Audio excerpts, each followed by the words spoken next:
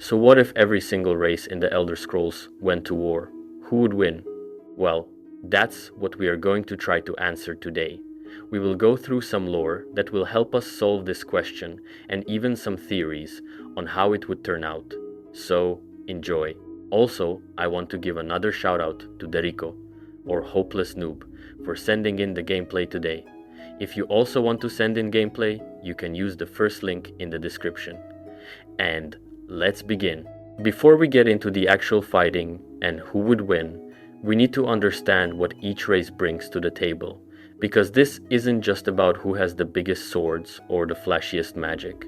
This is about geography, resources, culture, military tradition, magical knowledge, and a whole bunch of other factors that would decide who's still standing when the dust settles. Let's start by looking at the Nords up in Skyrim. These guys have been fighting since before they could walk. Their whole culture revolves around being warriors. Every Nord child grows up learning to swing an axe or a sword, and they see dying in battle as the highest honor you can achieve. They want to get into Sovngarde, their version of heaven, and you only get there if you die like a warrior. This creates a population where basically everyone is a potential soldier. When it comes to equipment, Nords favor heavy armor and two-handed weapons. They're not subtle about combat. They want to get in your face with a battle axe or a greatsword and just overwhelm you with raw power. Their smithing traditions are excellent, particularly when it comes to their Nordic carved weapons and armor, which are both effective and built to last in the harshest climates. They've been making weapons and armor for thousands of years, in conditions that would make most other races give up. The big advantage Nords have is their resistance to cold. This sounds basic, but think about what it means strategically. Skyrim is frozen solid for most of the year. Any army trying to invade has to deal with snowstorms, freezing temperatures, limited food supplies because nothing grows up there, and the constant threat of frostbite. The Nords just live in this. They're comfortable in conditions that would kill soldiers from Cyrodiil or Hammerfell within days. Their homeland is a natural fortress. Skyrim's geography works massively in their favor too. You've got mountains everywhere, which means any invasion force has to come through a handful of passes that are easy to defend. The Nords could hold these choke points with relatively small forces while the bulk of their army operates freely. They've got deep harbors on the northern coast, though those freeze over in winter. The land produces enough food to sustain the population, barely, with lots of hunting and fishing supplementing agriculture. Now, Nords aren't great with magic. Their culture actually looks down on it in a lot of ways. They see it as a crutch for people who can't fight properly. This means they don't have the magical infrastructure that other races possess. No battle mages forming the core of their military, no sophisticated defensive wards protecting their cities. They rely on physical combat, which makes them vulnerable to races that can leverage magic effectively. Their knowledge base is interesting though. The Nords have been in Tamriel for thousands of years. They've fought everyone from the Snow Elves to the Dwemer to various human and Mer empires. They know warfare on the continental scale. They've defended their homeland successfully against multiple invasions. They understand siege warfare, naval combat, and how to fight in every type of terrain Skyrim offers.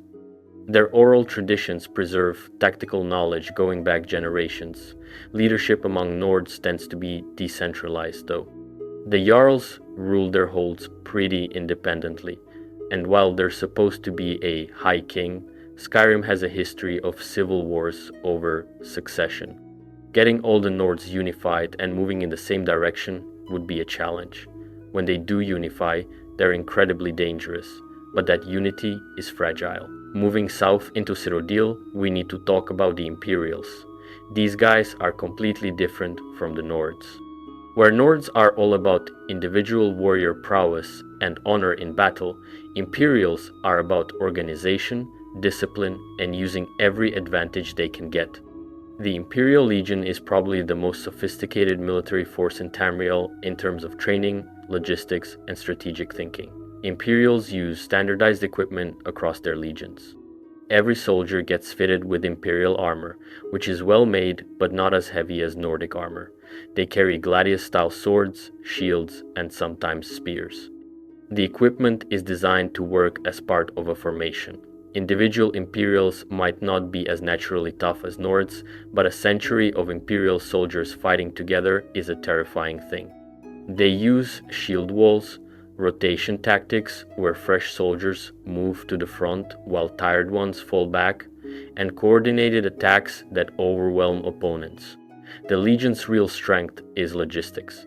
They can move armies across huge distances and keep them supplied. They've built roads all over Tamriel, which means they can march troops quickly to wherever they're needed. They have supply chains, quartermaster corps, and all the boring stuff that actually lets you keep an army in the field for months. Other races might be able to put together a fearsome warband, but the Imperials can maintain multiple legions operating simultaneously in different theaters for years. Cyrodiil's location is both a strength and a massive problem. They're right in the center of Tamriel. This means they can project power in every direction relatively easily. They've got access to everything they need: fertile farmland that produces more food than they need, forests for lumber, mountains with mineral deposits, and rivers for transportation and trade. The Imperial City itself is located where multiple rivers meet, making it a natural hub for commerce and military operations. But being in the center also means they're surrounded by potential enemies on all sides. They don't have natural barriers like Skyrim's mountains or Morrowind's inhospitable ashlands. Armies can march into Cyrodiil from pretty much any direction. They'd have to fight a multi-front war from day one, defending against Nords from the north, Redguards from the west, potentially Altmer from the south if they can cross the sea, Dunmer from the east, and everyone else who wants a piece of the Heartland. Imperials have decent magical capabilities. They're not as naturally gifted as the Altmer, but they understand that magic is a tool like any other.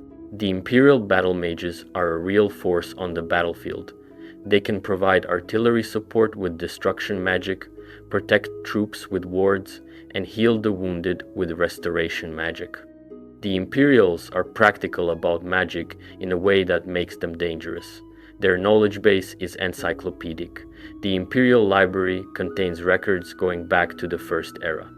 They've documented every war, every battle, every successful tactic they've encountered. They study military history obsessively. Their officers are educated, often at the Imperial Battle College, and they understand things like combined arms tactics, the importance of reconnaissance, and how to adapt strategies to different enemies and terrain. The big advantage Imperials have is diplomatic. They spent centuries ruling an empire, which means they know how to make alliances, how to turn enemies against each other, and how to identify which races might be willing to cooperate against common threats. In a total war scenario, they'd immediately start trying to split the opposition and create coalitions. Heading west to Hammerfell, the Redguards are warriors in a completely different tradition. These guys came from another continent, Yokuda, and they brought with them a martial culture that's focused on swordsmanship above everything else. The Redguards have sword singing, which is this mystical tradition where masters can do basically impossible things with blades. The lore suggests that the greatest sword singers could cut through reality itself. Redguard equipment centers around their curved swords. The scimitars they use are works of art, made with techniques that other races can't replicate. These weapons are lighter than Nordic greatswords or Imperial gladii, which makes them faster. Redguards favor speed and precision over raw power. They wear medium armor, usually a mix of leather and light metals, which protects them without slowing them down. Their combat style is all about individual skill. While Imperials rely on formation fighting and Nords on overwhelming strength, Redguards train to be masters of the blade through years of practice. Every Redguard warrior is dangerous in single combat. They use footwork, feints, and extraordinary reflexes to win fights. In open field battles, they'd employ cavalry tactics, hit-and-run attacks, and skirmishing rather than standing in shield walls. Hammerfell's geography is harsh but defensible. Most of it is desert, which immediately creates problems for any invading army. Water is scarce, food is scarce, the heat during the day is brutal. The Redguards know where every oasis is, where you can find water, which routes through the desert are survivable. An invading force would be wandering blind, running out of supplies, and getting picked off by Redguard raiders who can survive in conditions that would kill other races. The coastal cities, like Sentinel and Hegate, give the Redguards naval capabilities. They've got ports on both the Sea of Ghosts to the north and the Abetian Sea to the south.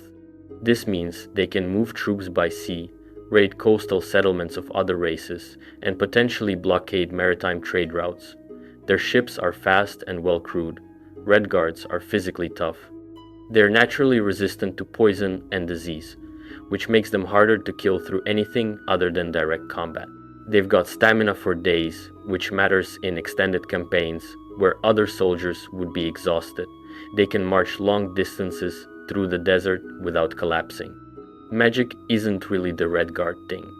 They can use it, but their culture doesn't emphasize it the way other races do. They have some mages, sure, but the majority of Redguard warriors rely on physical combat.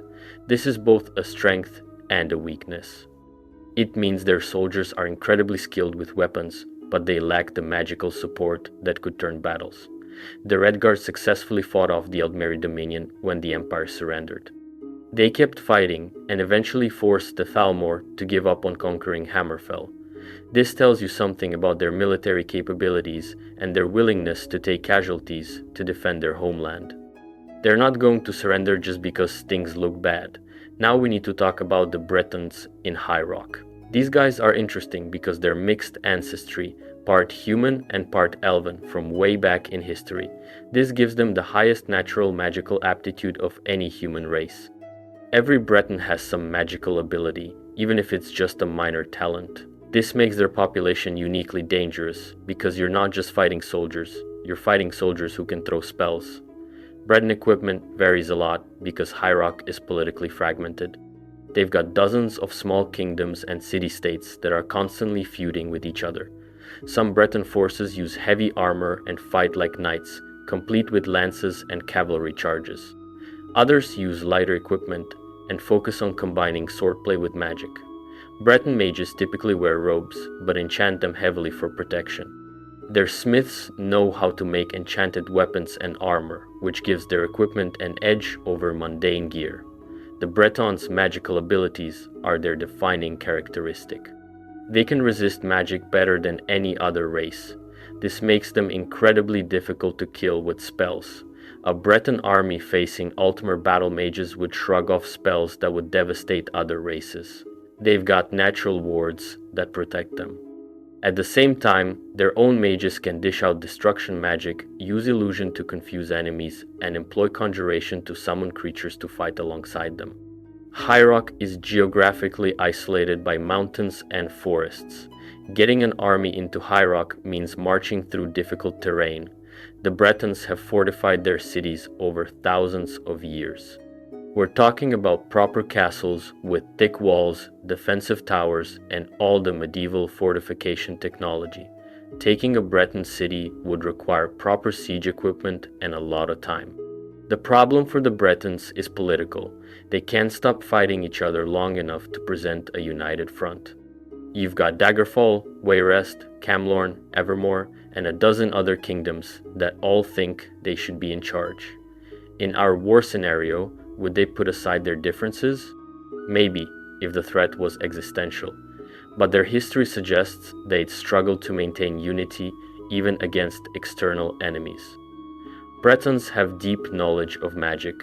Their mages study in various colleges and private schools throughout High Rock. They've preserved magical traditions from the Direni elves who used to rule the region. They understand things like magical theory, enchanting, alchemy, and how to combine different schools of magic for battlefield applications.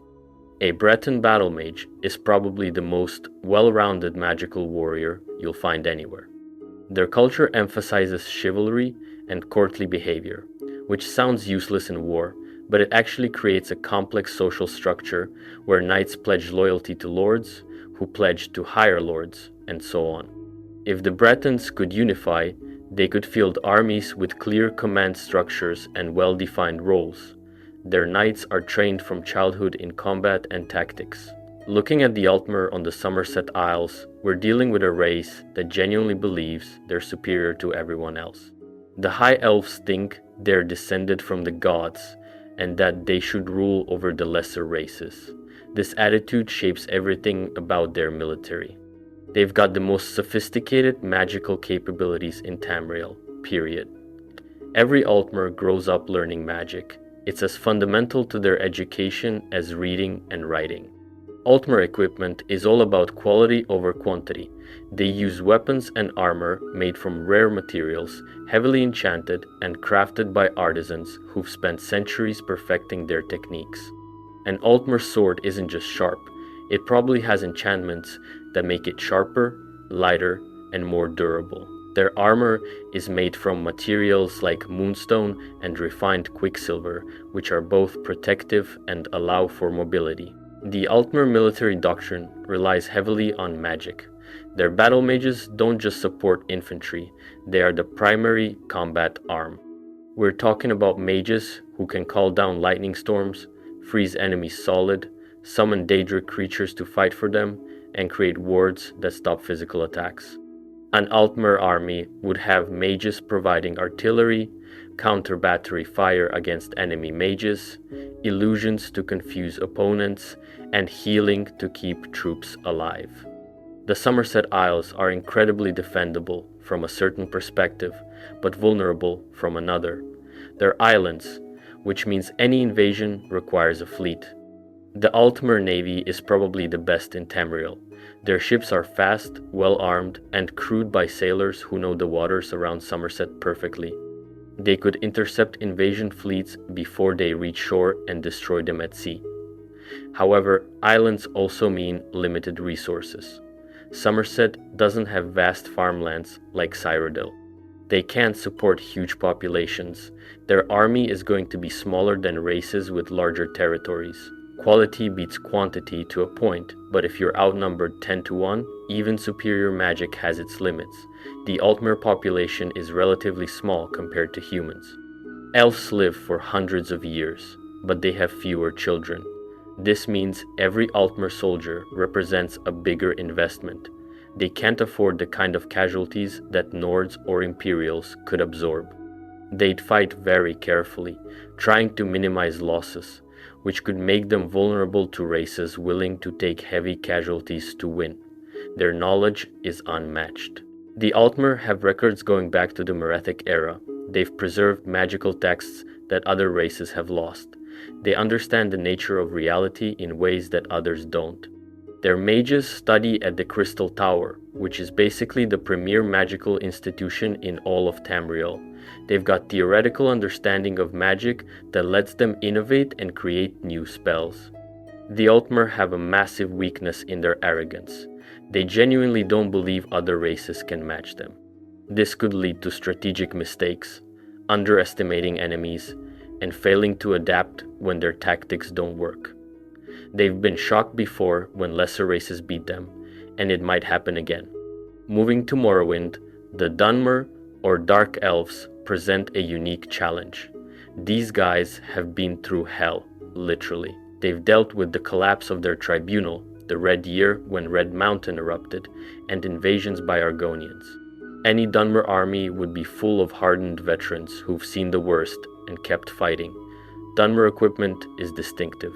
They use chitin armor made from giant insects, which is lighter than metal but surprisingly protective. They forge weapons from volcanic glass and other materials native to Morrowind. Dunmer favor spears, short swords, and bows. They're comfortable with both melee combat and ranged attacks. Their equipment is designed for the varied terrain of Morrowind, from ash wastes to swamps to underground ruins. The Dunmer relationship with magic is complicated. They've got natural resistance to fire because of their heritage. They can use destructive magic effectively, with many Dunmer being skilled in destruction and mysticism schools.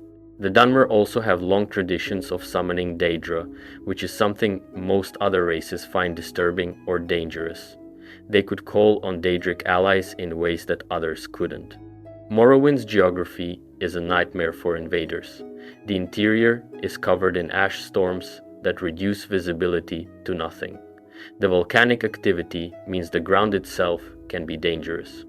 The giant mushrooms, aggressive native creatures, and general hostility of the environment all work in the Dunmer's favor. They know how to navigate this landscape. Invaders would be stumbling around blind. The Dunmer also have something unique, which is their relationship with the Tribunal Temple and the Reclamations. While the Tribunal has fallen, the influence of their teachings remains. Dunmer society is organized around great houses, which are powerful family-based factions. House Redoran are the warriors, House Hlalu are the merchants, House Telvanni are the mages, and so on. This creates a society where different specializations exist but can work together. The problem for the Dunmer is that they're weakened. The Red Year devastated their population. Argonians invaded from the south and sacked multiple cities. Solstheim is now held by refugees rather than being a strong territory. They've lost a lot of their magical artifacts and knowledge when the Ministry of Truth fell and destroyed Vivec City. They're not the power they once were. Still, Dunmer are survivors. They've adapted to every catastrophe thrown at them. They're willing to use any tactic that works, including things other races might consider dishonorable. They'd employ assassination, guerrilla warfare, poisoning water supplies, and whatever else it takes to win. The Bosmer in Valenwood are small in stature, but dangerous as hell. These are the Wood Elves, and they've got a relationship with nature that goes beyond what other races understand. They follow the Green Pact, which forbids them from harming plants in Valenwood. This sounds like a disadvantage, until you realize what it means for their diet and their capabilities. Bosmer are the best archers in Tamriel. Every single one of them can shoot a bow with incredible accuracy. They start learning as children and practice constantly. They can hit targets at ranges where other races can barely see them. They use bows made from animals rather than wood, keeping with the Green Pact. A Bosmer army would fill the sky with arrows before you even saw where they were shooting from. Their equipment is all made from animal materials: bone weapons, leather armor, sinew bowstrings. They know how to craft effective gear without violating their pact. They're light infantry, favoring mobility over heavy armor. In a straight-up battle against heavy infantry, they'd lose. But they wouldn't fight that way. Bosmer tactics revolve around the forest. They'd use hit-and-run attacks, ambushes, and guerrilla warfare. They can move through trees like they're walking on flat ground. They'd shoot arrows from concealment, kill enemy scouts, and melt back into the forest before anyone could retaliate. Trying to bring an army through Valenwood would be a slow nightmare of constant casualties. The Bosmer have some disturbing aspects to their culture. They practice ritual cannibalism on enemies killed in Valenwood. They can't let meat go to waste under the Green Pact, which includes enemy soldiers. This creates a psychological weapon. Other races would be horrified fighting an enemy that might eat them after death. Valenwood itself is incredibly difficult terrain. The forests are thick, sometimes with trees the size of mountains. The imperial roads barely penetrate into the province. You can't march an army through easily. You can't forage for food because the Bosmer have already claimed all the animals. The forest itself fights against intruders with hostile wildlife and plants. Bosmer can command animals. This is a magical ability they possess that lets them influence beasts. In battle, they could send packs of bears, wolves, sencha tigers, and other predators against enemy formations. Imagine fighting while giant cats are tearing through your ranks and the Bosmer are shooting arrows from the trees. Their population is probably smaller than the major human races, but every single Bosmer is a warrior. They don't have the same division between civilian and soldier that other races do. When Valenwood is threatened, everyone who can hold a bow becomes part of the defense. The Orsimer, or Orcs, are probably the most straightforward race militarily. These guys live for fighting. Their culture is built entirely around strength, honor in battle, and proving yourself through combat. Every Orc stronghold is basically a military camp where everyone trains constantly. Orc equipment is heavy and brutal. They forge weapons and armor that are massive and designed to intimidate as much as protect. An orc in full armor is a walking tank. They use warhammers, battle axes, and massive swords that other races would need 2 hands to lift. Orc smithing is some of the best in Tamriel. The weapons they make are incredibly durable and effective. Orcs are physically stronger than any other race. An average orc is stronger than an average Nord, who's already stronger than most humans. This gives them an advantage in melee combat. They can hit harder, carry more equipment, and keep fighting through injuries that would drop other races. Their berserker rage makes them even more dangerous, letting them ignore pain and fear. The problem for orcs is that they don't have a unified homeland. Orsinium keeps getting destroyed and rebuilt. The orc strongholds are scattered across multiple provinces. They're a diaspora people without a strong territorial base. This means they can't field the kind of massive armies that races with large territories could. They'd have to gather their scattered populations, which takes time and coordination. What orcs could do is serve as mercenaries or allies. Every race knows that orc warriors are valuable. In a total war scenario, different factions might try to recruit orcs to their side. The orcs might stay independent and fight for whoever offers them the best terms, or they might band together and try to carve out their own territory in the chaos. Orc culture is based on the Code of Malakath. The strong rule, weakness is shameful, and glory comes from battle. This creates incredibly motivated warriors. Every orc wants to prove they're strong. They won't retreat easily. They won't surrender without a fight. They'd rather die in combat than be captured or flee. The Khajiit and elsewhere are unlike any other race because they come in like 16 different forms depending on when they were born. The phases of the moons determine whether a Khajiit is basically a house cat, a humanoid cat person, or a giant tiger the size of a horse. This diversity makes their military capabilities really varied. The Sutherach Khajiit, who are the ones you see most often in the games, are good at stealth and agility. They'd serve as scouts, skirmishers, and raiders. The bigger forms, like the Katei and Kateirat, are warriors who can fight in conventional battles. The really big ones, the Sencharat and Pachmarat, are basically living war machines that other races would ride into battle. Khajiit equipment varies by their form.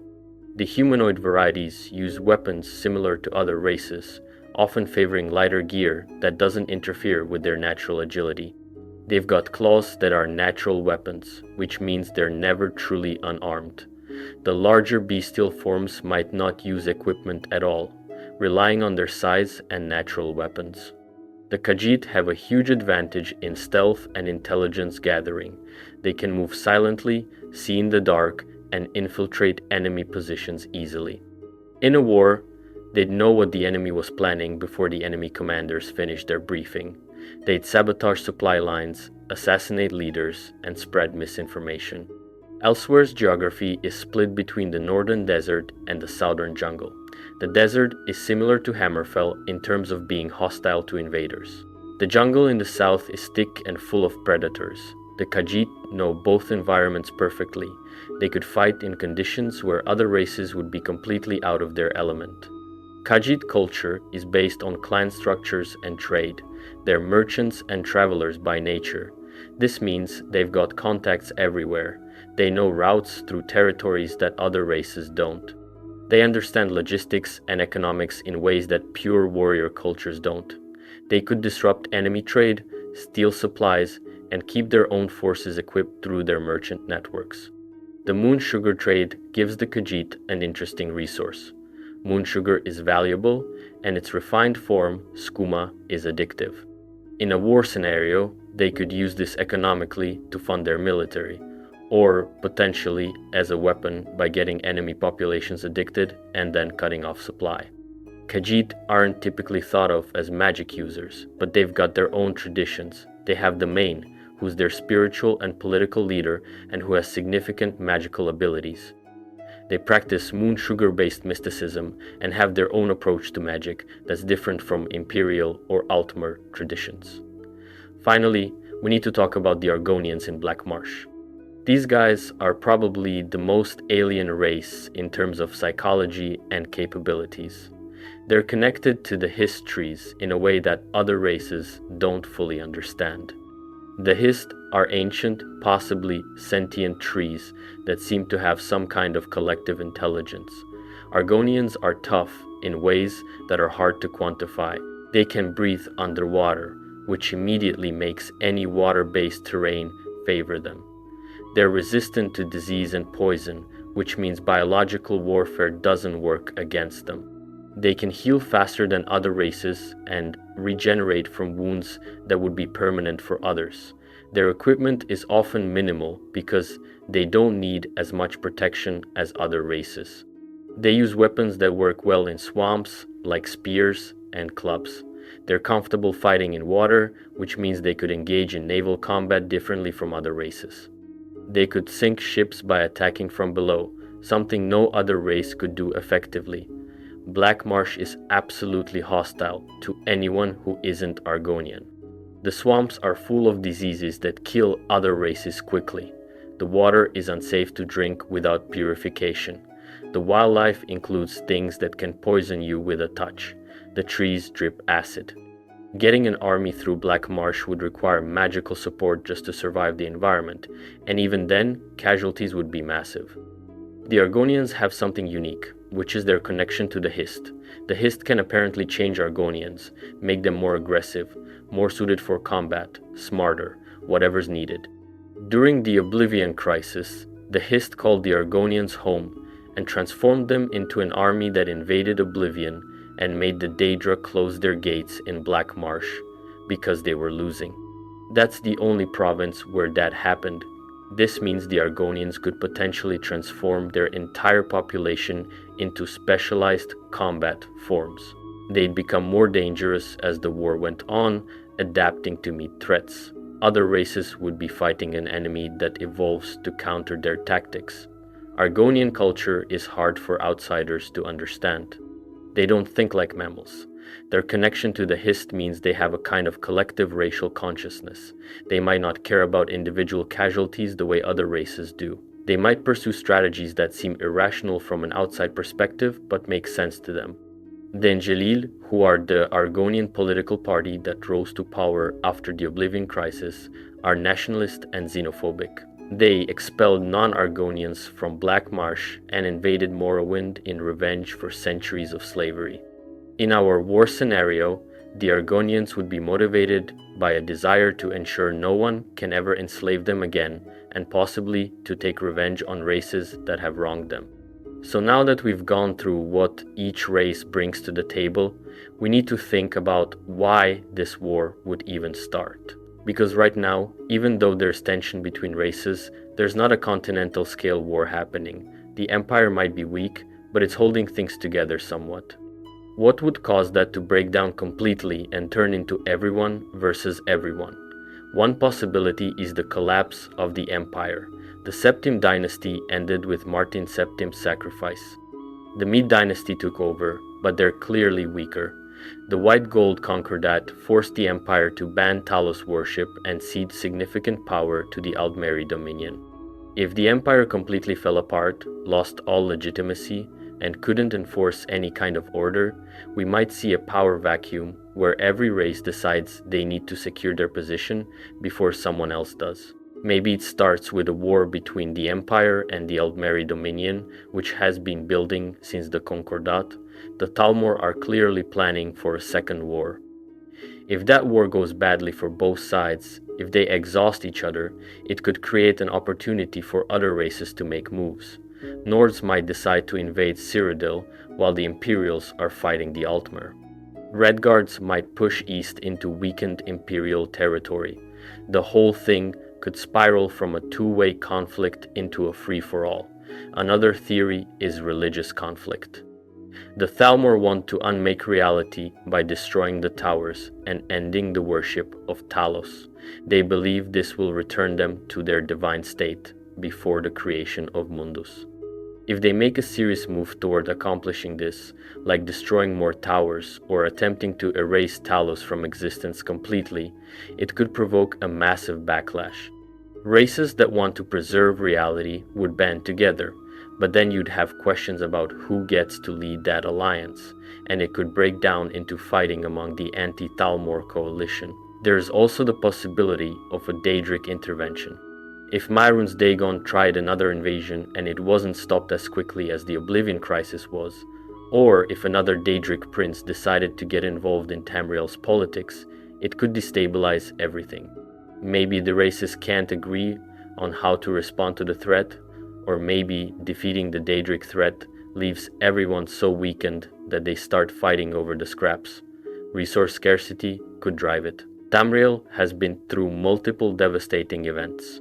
The Oblivion Crisis killed huge numbers of people. The Red Year devastated Morrowind. The Great War between the Empire and Dominion destroyed whole regions. What if food becomes scarce? What if the climate shifts and farmland becomes less productive? Races might go to war over control of arable land, water sources, and other resources necessary for survival. We could see a domino effect from a regional conflict. Say the Nords and Dunmer go to war over territorial disputes in Solstheim or along their border. The Imperials try to intervene and end up in conflict with both. The Altmer see this as an opportunity and launch an invasion of Cyrodiil. Suddenly everyone's picking sides or pursuing their own interests, and it escalates beyond anyone's ability to control. There's also the idea that this war could be engineered by a third party. Maybe the Thalmor deliberately work to destabilize Tamriel. They've been manipulating politics for decades. They could orchestrate a series of incidents that turn races against each other. By the time everyone realizes they've been manipulated, they're too committed to the fighting to back down. Maybe it's ideological. Different races have fundamentally different ideas about how Tamriel should be organized. The Altmer think they should rule because they're superior. The Imperials believe in a centralized empire with legal equality for all races. The Nords want independence and self-determination. The Dunmer have their own xenophobic traditions. These worldviews are incompatible, and maybe they come into conflict in a way that can be resolved peacefully. Let's think about how the initial phase of this war would actually play out. The first thing that would happen is that existing armies would mobilize. The Imperial legions would move to defensive positions, probably pulling back to defend Cyrodiil proper. The Aldmeri Dominion would activate their forces in Somerset, Valenwood, and possibly still in elsewhere if they maintain their influence there. The Nords would gather their forces from the various holds, though they might still be divided if the civil war we see in Skyrim is ongoing. The opening moves would likely be cautious. No one would want to commit to a major offensive until they understood what everyone else was doing. There'd be a period of reconnaissance, diplomatic maneuvering, and positioning. But eventually, someone would make a move, and then it would start cascading. The Imperial strategy would probably be defensive initially. They'd try to hold Cyrodiil while sending diplomats to form alliances. They'd approach the Nords, offering them favorable terms to stay neutral or even fight alongside the Legion. They'd try to pull the Bretons into an alliance, emphasizing the threats from the Altmer. They'd work to keep Hammerfell from invading by offering trade agreements or territory concessions. The Aldmeri Dominion would likely strike first at the Empire. They've been planning for this. They'd probably launch a two-pronged invasion, coming at Cyrodiil from Valenwood in the south and possibly trying to land forces on the coast. The Bosmer would be tasked with harassment and guerrilla warfare to tie down Imperial forces, while the Altmer concentrated their battle mages for major battles. The Nords face a choice. They could invade Cyrodiil and try to seize territory while the Imperials are distracted by the Dominion, or they could stay defensive and let other races exhaust themselves. The smart play might be to wait and see how the initial fighting goes, then strike at whoever looks weakest, but Nord culture might push them toward immediate action. They'd want to prove their strength and win glory. Hammerfell would probably stay independent initially. The Red Guards have no love for the Empire after the Concordat betrayed them, and they certainly hate the Dominion.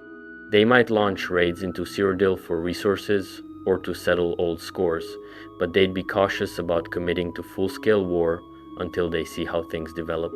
Their main concern would be defending their own territory. The Bretons would struggle to unify. The various kingdoms of High Rock would have different ideas about what to do. Some might ally with the Empire, seeing them as protection against the Dominion. Others might declare independence and try to stay neutral. Some might even side with the Dominion if they thought they could get favorable treatment. We'd probably see fighting within High Rock as different factions try to impose their will. The Dunmer would be in a tough position.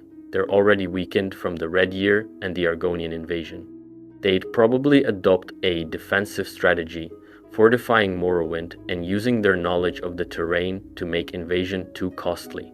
They might send raiding parties into neighboring territories to gather resources, but they couldn't sustain a major offensive campaign in their current state. The Argonians would likely invade Morrowind more aggressively. They've already done it once, and in a total war scenario, they'd want to finish the job. They'd push to drive the Dunmer out of Blackmarsh entirely and possibly try to conquer Morrowind's southern regions. The swamps would provide secure supply lines for them, while making it difficult for anyone to counterattack into Blackmarsh. The Khajiit's strategy would depend on whether they could stay unified. Elsewhere has been divided in the past. If they can act together, they'd probably focus on trade and mercenary work initially, building up resources, while other races exhaust themselves. They might sell their services to the highest bidder, with different clans fighting on different sides. The smart Khajiit move would be to profit from the war while avoiding major losses.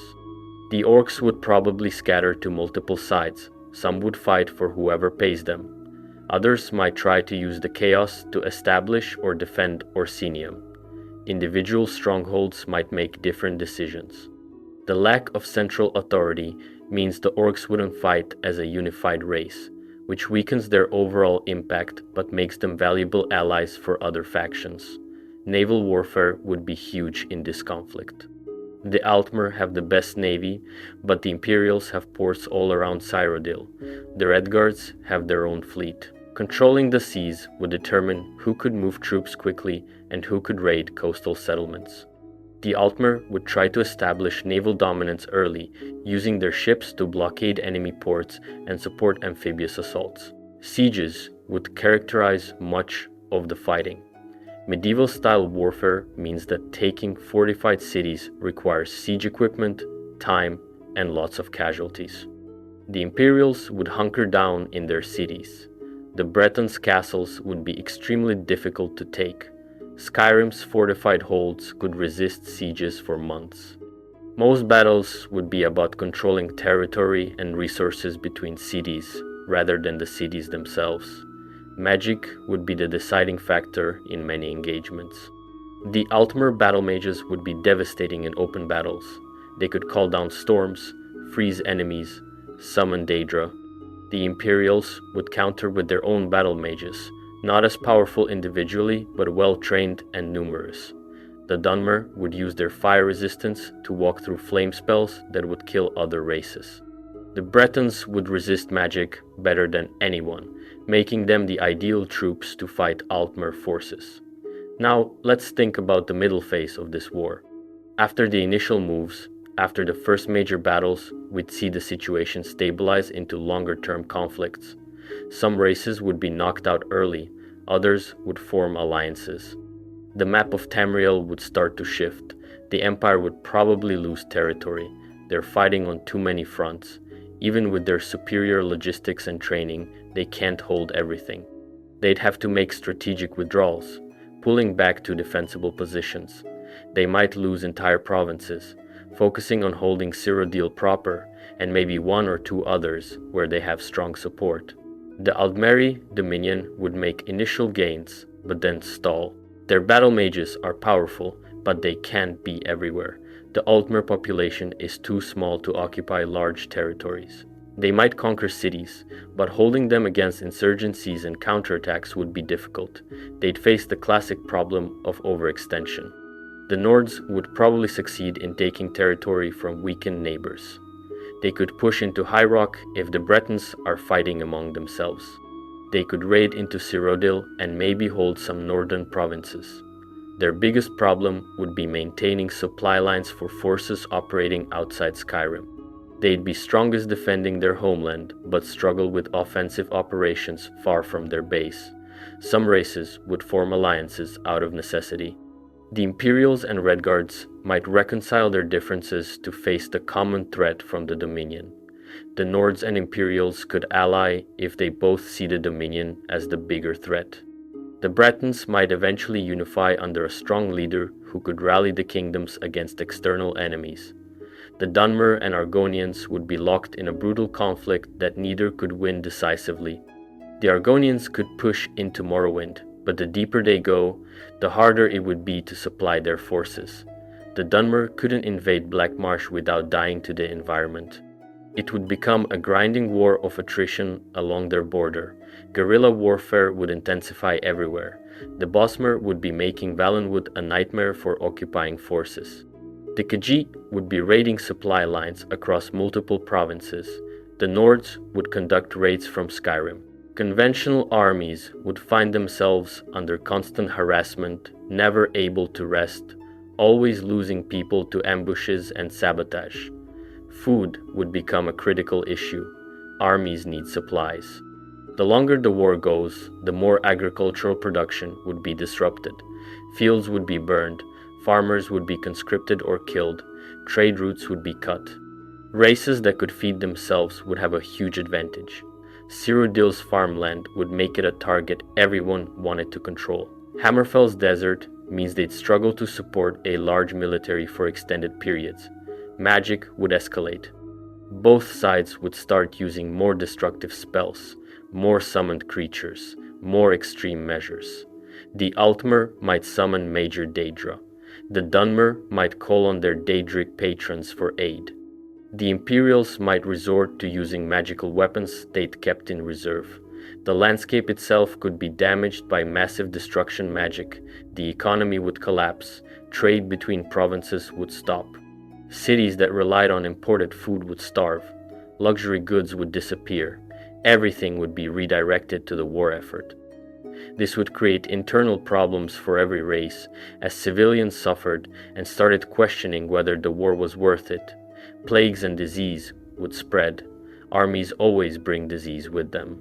With magical healing stretched thin, supporting the military, civilian populations would be vulnerable. The Argonians and Redguards would be somewhat protected by their natural resistances, but other races would see their populations devastated by illness as much as combat.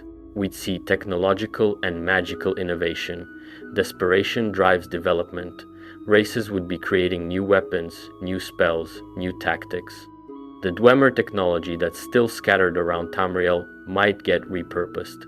Ancient magical artifacts would be pulled out of storage and used. Someone might even manage to use an Elder Scroll, though that's incredibly dangerous. The later phase of the war would be about who can sustain their effort the longest. It's not about who wins the most battles. It's about who's still standing when everyone else has collapsed. This is where the fundamental factors we discussed at the beginning become crucial. The Nords have defensible territory and a warrior culture, but they have limited resources. They could defend Skyrim basically forever, but they couldn't project power abroad indefinitely. If they tried to hold conquered territory, they'd be spreading themselves too thin.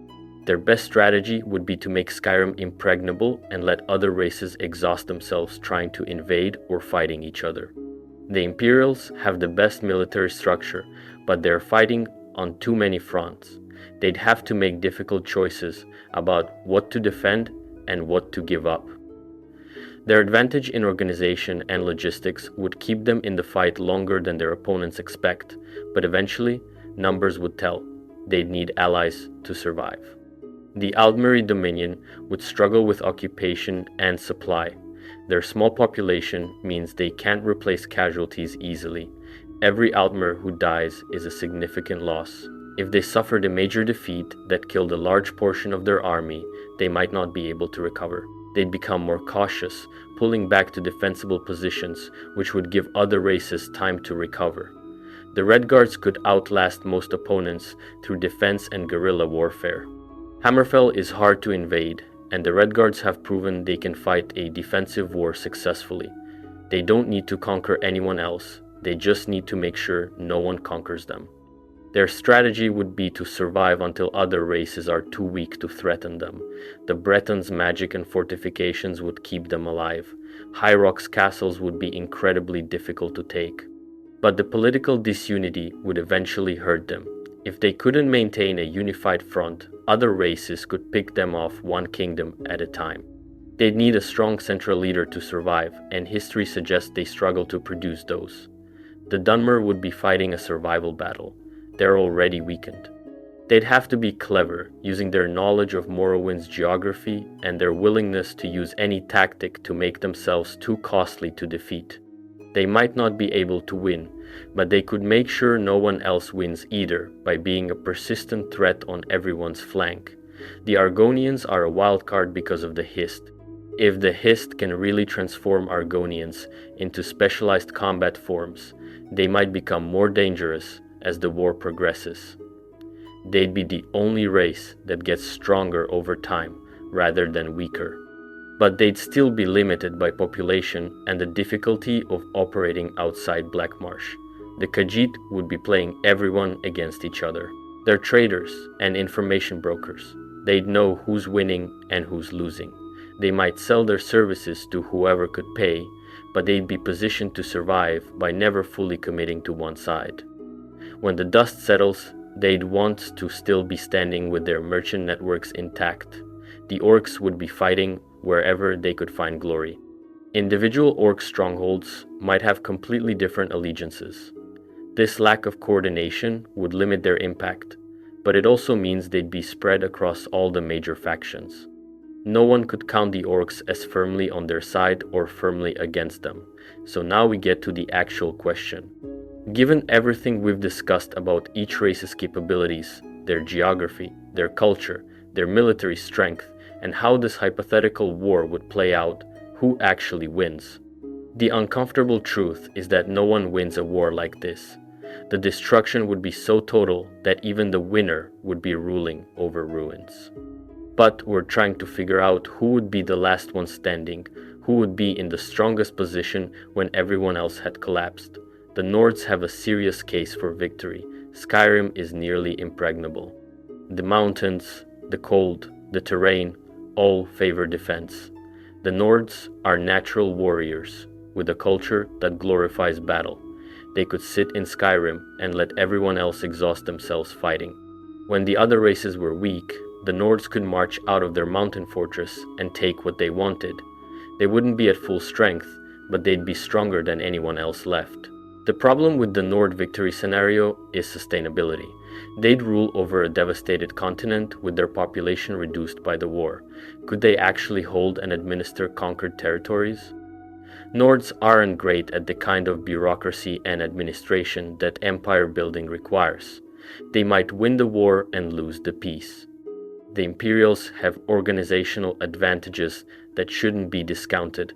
Even weakened, even fighting on multiple fronts, they know how to run an empire.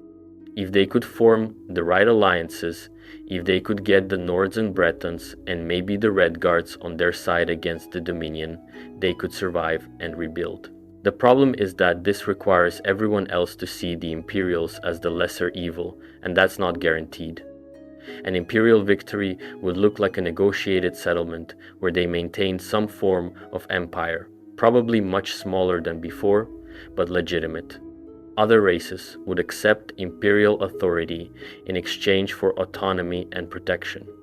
This isn't a decisive military victory, but a political one.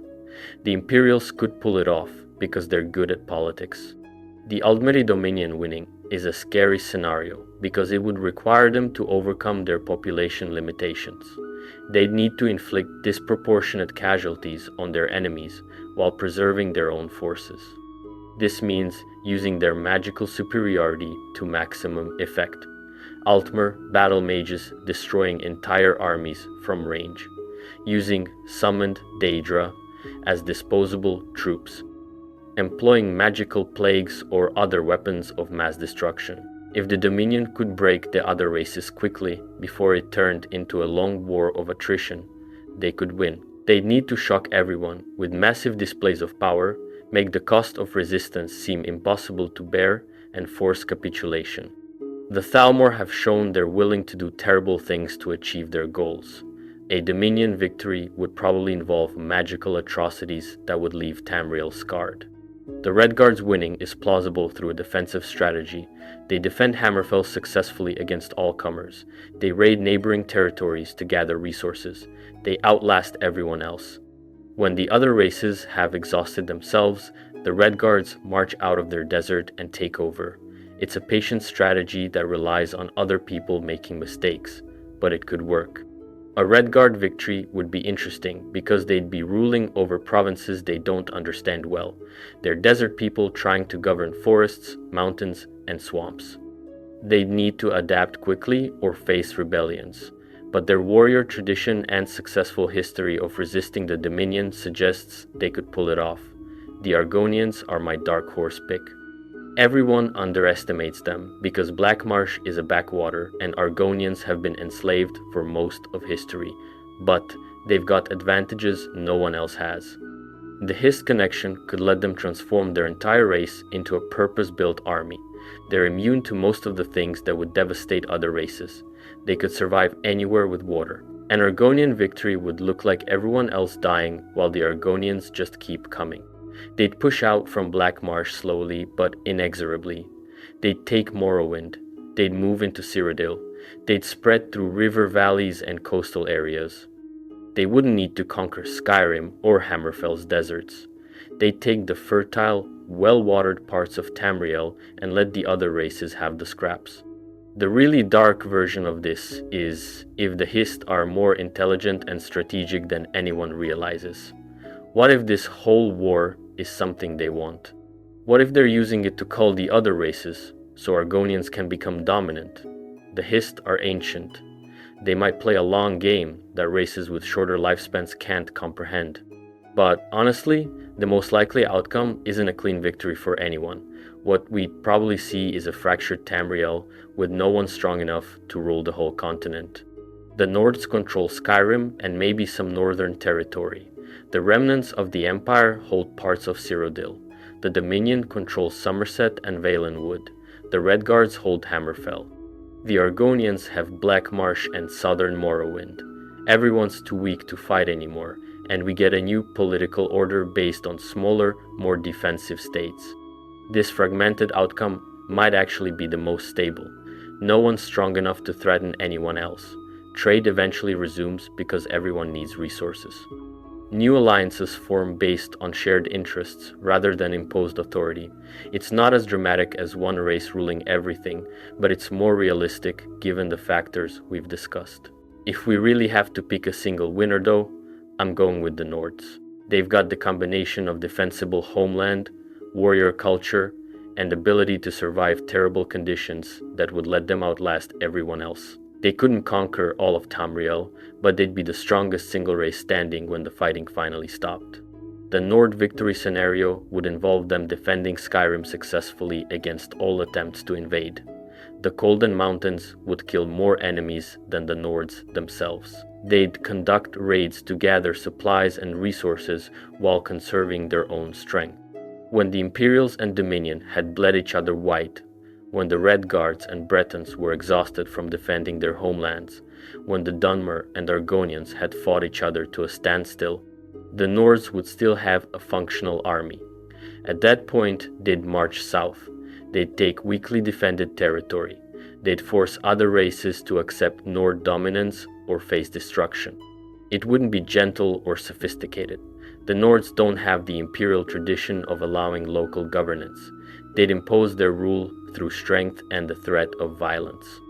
The aftermath would be ugly. The Nords would be ruling over resentful populations that don't share their culture or values. They'd face constant rebellions. They'd struggle to govern effectively because their culture doesn't prepare them for administration. Within a generation or two, their empire would probably fracture into successor states. But in the immediate aftermath of the war, they'd be the dominant power. This assumes the war plays out conventionally though. If someone uses an Elder Scroll, or activates some ancient Dwemer weapon, or makes a pact with a Daedric prince that gives them overwhelming power, all bets are off. The lore of Elder Scrolls includes so many potential game changers that any analysis has to come with the caveat that someone might do something crazy that changes everything.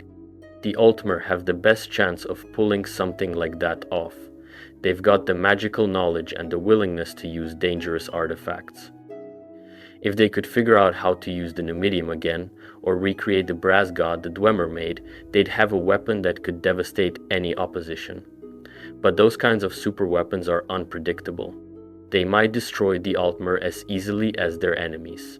The Dunmer could call on their Daedric patrons more directly. Azura, Boethia, and Mephala have protected the Dunmer before. If the Dunmer faced extinction, maybe the Reclamations would intervene directly. A Daedric prince fighting alongside the Dunmer would change the equation completely. But Daedra are unreliable allies. They demand a price that might not be worth paying. The dragons are still around in the lore. The last Dragonborn dealt with Alduin, but there are other dragons that survived. If someone could bring the dragons back as an organized force, they dominate the battlefield. Dragons can fly, breathe fire or frost, and are incredibly difficult to kill. A race that controlled dragons would have air superiority and a mobile strike force that could attack anywhere. So taking all of this together, here's my final analysis. In a conventional war where no one uses world-breaking artifacts or makes pacts with Daedric princes, the Nords come out on top through defensive warfare and outlasting their opponents. They're not the most sophisticated or magically powerful, but they're tough enough to survive the worst everyone else can throw at them, and they'd still have enough strength to dominate when it was over. If magical escalation occurs and races start pulling out ancient weapons and forbidden knowledge, the Aldmeri Dominion has the best chance of winning. They've got the magical expertise to use those kinds of assets. They'd be willing to do terrible things to win. An Altmer victory through magical superiority would be decisive but would leave Tamriel devastated. The wildcard scenario where the Argonians win through the Hist's intervention is possible, but depends on factors we don't fully understand. If the Hist really can transform Argonians into an unstoppable army, if they have plans and capabilities beyond what other races comprehend, then the Argonians could end up dominant. It's the least likely scenario, but it's the most interesting because it would represent a complete upset of traditional power dynamics. The most realistic outcome remains fragmentation. Everyone's too hurt to continue fighting. The continent breaks into smaller states that gradually recover and rebuild. Maybe in a century or two, someone tries to reunify Tamriel, but in the immediate aftermath, no one has the strength. This isn't satisfying because we want a clear winner, but it's probably what would actually happen given how destructive this war would be. One factor we haven't talked about much is leadership. Individual leaders can change everything. If the Nords had someone like Talos leading them again, they'd be unstoppable. If the Imperials had a strong emperor rather than the Mede dynasty, they could rally the continent against the Dominion.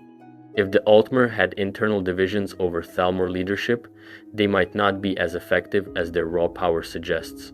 The Dragonborn is another factor. We don't know what they do in this scenario. Are they Nord by race or culture? Would they try to stop the war, or would they pick a side? A fully powered Dragonborn with access to all the shouts and the ability to command dragons could single-handedly decide the outcome. They're basically a walking weapon of mass destruction. The Daedric princes might have their own interests in this war. Molag Bal would love to see mortals suffering. Boethia wants conflict and betrayal. Hermaeus Mora would want to preserve knowledge. Depending on which princes got involved and what they wanted to achieve, they could manipulate the war to their own ends. The mortal races might think they're fighting each other, but they could be pawns in a larger game the Daedra are playing. There's also the question of what happens to the provinces outside Tamriel. Akavir, Atmora, Yokuda, Piandonia. If Tamriel is tearing itself apart, maybe those continents get involved. The Maormer from Piandonia have tried to invade Somerset before. The Akaviri have invaded Tamriel multiple times. Maybe they see this as an opportunity. The war could become even bigger than just the races of Tamriel fighting each other. All of this ignores the economic aftermath too. Even after the fighting stops, the recovery would take generations. The infrastructure damage alone would be staggering. Roads destroyed, bridges collapsed, cities in ruins. The knowledge lost when libraries burn and scholars die. The agricultural devastation from farms being abandoned and fields being salted. The winner inherits a nightmare of reconstruction. But before we can figure out who that winner would be, we really need to dig deeper into the specific matchups and how battles would actually play out between different racial combinations. Because the way Nords fight Imperials would be completely different from how Altmer fight Argonians.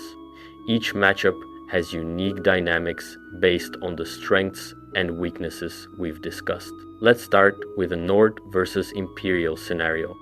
This is interesting because these two races have fought alongside each other for centuries in the Legion, but they also have this complicated history where Skyrim keeps trying to break away from Imperial control. The Nords see themselves as the true heirs of Talos, who was himself a Nord. The Imperials see Skyrim as a crucial part of their empire, both for resources and strategic position. In an open field battle between Nord and Imperial forces, the Legion would have advantages in discipline and formation. Imperial sentries would form shield walls with interlocking shields, creating mobile fortresses that are hard to break through.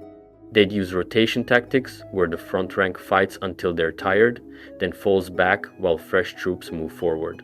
This lets them maintain combat effectiveness for longer periods. They'd also have ballistas, catapults, and other siege equipment supporting their infantry. The Nords would try to break those formations through sheer aggression. Nord shock troops with two-handed weapons would charge the shield walls, trying to create gaps through overwhelming force. Individual Nords are stronger than individual Imperials, so in close combat where formations break down, they have an advantage. They'd use their battle rage to push through pain and fear that would stop other soldiers. The problem for the Nords is that the Imperials wouldn't fight the kind of battle the Nords want. The Legion would use terrain to channel Nord charges into killing zones. They'd use their ranged troops, including battle mages, to inflict casualties before the Nords close to melee range. They'd refuse to let the battle become the kind of chaotic brawl where Nord berserkers thrive. Imperial battle mages would be a major problem for the Nords.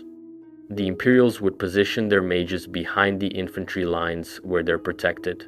These mages would launch fireballs and lightning bolts into Nord formations, causing casualties and disrupting charges. The Nords don't have good magical counters. They'd have to either break through the Imperial lines to reach the mages, or endure the magical bombardment while trying to fight. The tactical solution for the Nords would be to avoid pitched battles where the Imperial advantages dominate. Instead, they'd use the terrain of Skyrim against the Legion. They'd draw Imperial forces into mountain passes where formations can't deploy properly. They'd attack supply lines, forcing the Imperials to spread out their forces. They'd use winter as a weapon, letting the cold kill Imperial soldiers while the Nords operate normally. A siege of an Imperial city by Nord forces would be brutal. The Imperials would have walls, towers, and defensive positions manned by disciplined troops and battle mages. The Nords would have to assault those positions directly, taking heavy casualties. Nord culture values bravery in battle, so they'd keep attacking even when the costs were terrible. Eventually, they might break through just through relentless assault, but it would cost them huge numbers of warriors. Now let's think about Altmer versus Nord combat. This is a clash of completely different fighting philosophies. The Altmer rely on magic and see themselves as inherently superior. The Nords rely on physical prowess and view magic as weak. Both sides have deep cultural biases that would affect how they fight. Altmer battle mages would devastate Nord formations at range. Lightning storms that chain between multiple targets, walls of fire that roast warriors in their armor, ice spikes that freeze soldiers solid. The Nords would need to close the distance quickly, but that's exactly what the Altmer wouldn't allow. They'd use terrain obstacles, summoned creatures as barriers, and mobility to keep the Nords at distance. The Nords' cold resistance would actually hurt them here, because the Altmer would switch to fire magic. The Altmer are smart enough to adapt their tactics based on enemy resistances. They'd burn the Nords instead of freezing them. The Nords would be advancing through firestorms, watching their shield brothers burn, while the Altmer stayed safely out of reach. But if the Nords did close to melee range, the Altmer would be in serious trouble. Altmer aren't built for close combat. They rely on magical barriers for protection, but those can be overwhelmed by sustained physical assault. A Nord berserker breaking through the Altmer defensive line would be catastrophic. They'd cut through Altmer soldiers who have spent their lives studying magic instead of physical combat. The Altmer solution would be to never let that happen. They'd use levitation to stay above Nord reach. They'd teleport away if Nords got close. They'd use illusion magic to confuse attackers about where they actually are. An Altmer battle mage isn't going to stand there and let a Nord hit them with an axe. They'd be mobile, evasive, and frustrating as hell to pin down. In Skyrim's terrain, the Altmer would struggle. The cold would bother them more than it bothers Nords. The mountains limit mobility and sightlines, reducing the effectiveness of ranged magic. The Nords could use ambushes from behind rocks and trees, closing distance before the Altmer could respond effectively. Skyrim's environment naturally favors the defenders, but if the fighting happened in Somerset or more open terrain, the Altmer would dominate. They'd have clear sightlines for their magic. They could use their ships to move forces quickly around the coastline. They'd bombard Nord positions from naval vessels before landing troops. The Nords would be fighting on ground that favors their enemies' strengths. Redguard versus Altmer is another interesting matchup. The Redguards have already fought the Aldmeri Dominion and won, which tells us something about how this would go. The Redguards countered Altmer magic through mobility, skill, and sheer determination. They didn't try to match the Altmer in magical power. They used their strengths to neutralize the Altmer advantages. Redguard warriors with their curved swords would be incredibly dangerous to Altmer mages in close combat. The speed and precision of Redguard swordplay would let them deflect spells with their blades, something that sounds impossible but that master swordsingers can apparently do. They'd close distance rapidly using cavalry charges and hit-and-run tactics, not giving the Altmer time to prepare major spells. The desert terrain of Hammerfell would be brutal for Altmer forces. They'd need constant water supplies, the heat would exhaust them, sand would get into armor and equipment.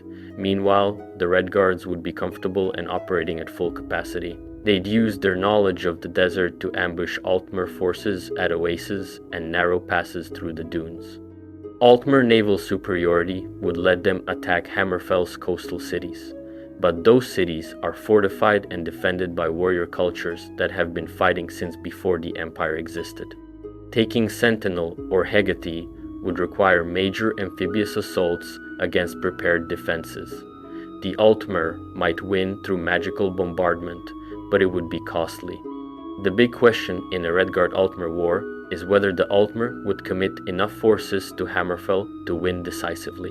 If they split their attention between multiple fronts, the Redguards could outlast them. If the Altmer concentrated their full military power on conquering Hammerfell, they might succeed, but it would leave them vulnerable elsewhere. Argonian versus Dunmer combat has already happened, and the Argonians won. The Angelil invaded Morrowind after the Red Year and sacked multiple cities. But that was against the Dunmer population that had just survived the volcanic eruption and the collapse of their divine rulers. In our scenario, we need to think about how this fight goes if both sides are at full strength. The Argonians have huge advantages in any terrain with water. Rivers, swamps, coastal areas, they dominate. They can breathe underwater, which means they could attack from directions the Dunmer aren't defending. They could sink ships, sabotage ports, and cut off naval supply lines.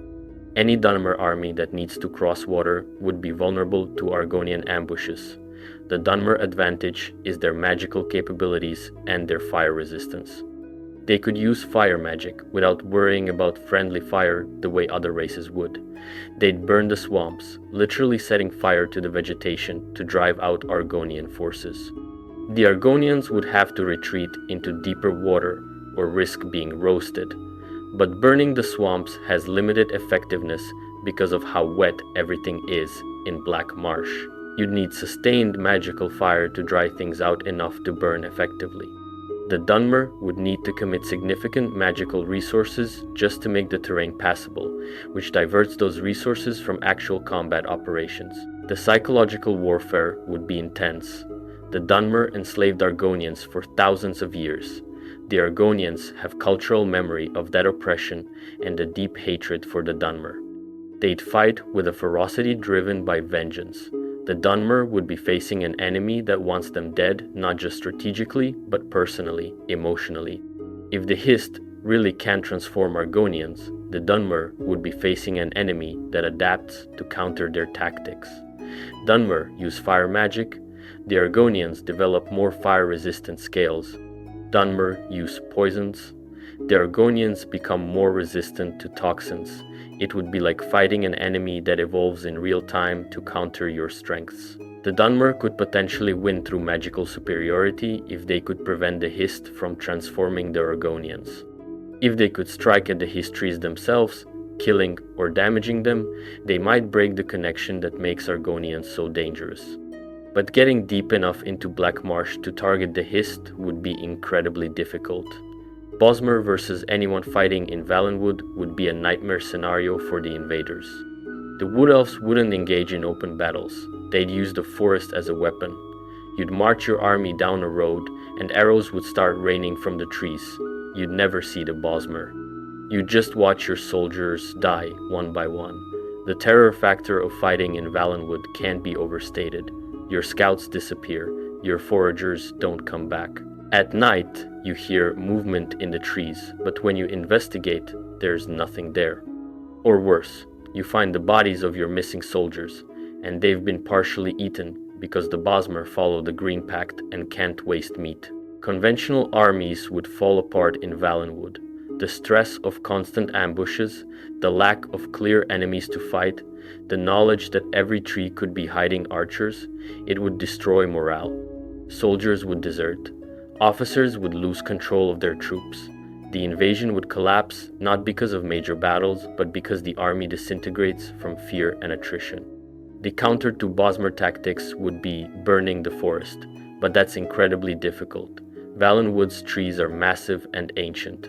Some of them are miles high.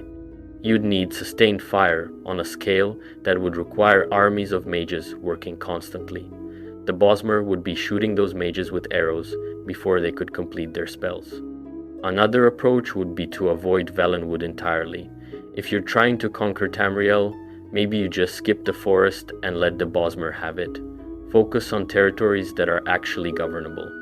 The problem is that leaves a hostile force on your flank that could raid your supply lines and territories indefinitely. Naval assault on Valenwood's coastal cities might work better than land invasion. You could bombard settlements from ships and land troops directly at fortified positions. The Bosmer would still have advantages, but at least you're not trying to march an army through the forest. The Altmer have used this strategy before when they dominated the Bosmer, controlling coastal areas and strong points while leaving the deep forest alone. Khajiit tactics would be based on intelligence and economics. They'd know what every other race was planning because Khajiit merchants are everywhere. They'd see armies gathering, hear about strategic plans, and learn military secrets through their trade networks. This intelligence advantage would let them position their forces optimally and avoid disadvantageous engagements. The Khajiit would probably employ a strategy of strategic trading. They'd sell supplies to whoever could pay, deliberately prolonging the war. They provide intelligence to multiple sides, playing them against each other. They'd position themselves as the neutral party that everyone needs, making themselves too valuable to attack. This way, they'd survive the war and profit from it simultaneously. When Khajiit forces did fight, they'd use their natural agility and night vision for raids and ambushes. The larger Khajiit forms would serve as shock troops, hitting hard and fast before withdrawing. The smaller forms would be infiltrators and assassins, getting into enemy camps and causing chaos. No army would feel safe because Khajiit could be anywhere. The desert regions of Elsweyr give Khajiit similar advantages that Hammerfell gives Redguards. Invading forces would struggle with the environment while the Khajiit operated comfortably. The southern jungles would be almost as difficult to navigate as Valenwood, with hostile wildlife and thick vegetation hiding Khajiit ambush parties. Economic warfare would be the Khajiit's specialty. They'd understand supply and demand, trade routes, and economic pressure points better than any military-focused race. They could strangle enemies economically, cutting off crucial supplies or flooding markets with cheap goods to undermine war industries. An army can't fight if it can't get food, weapons, or armor. Orc combat is straightforward but devastating. Orc shock troops charging enemy lines would break most formations through pure violence. Individual orcs in melee combat would kill multiple opponents before going down. Orc berserkers would keep fighting through wounds that would incapacitate anyone else, fueled by rage and cultural emphasis on dying in battle. The limitation for orcs is strategic coordination. Each stronghold operates independently under its chieftain. Getting multiple strongholds to work together requires a powerful warlord who can command respect from all of them.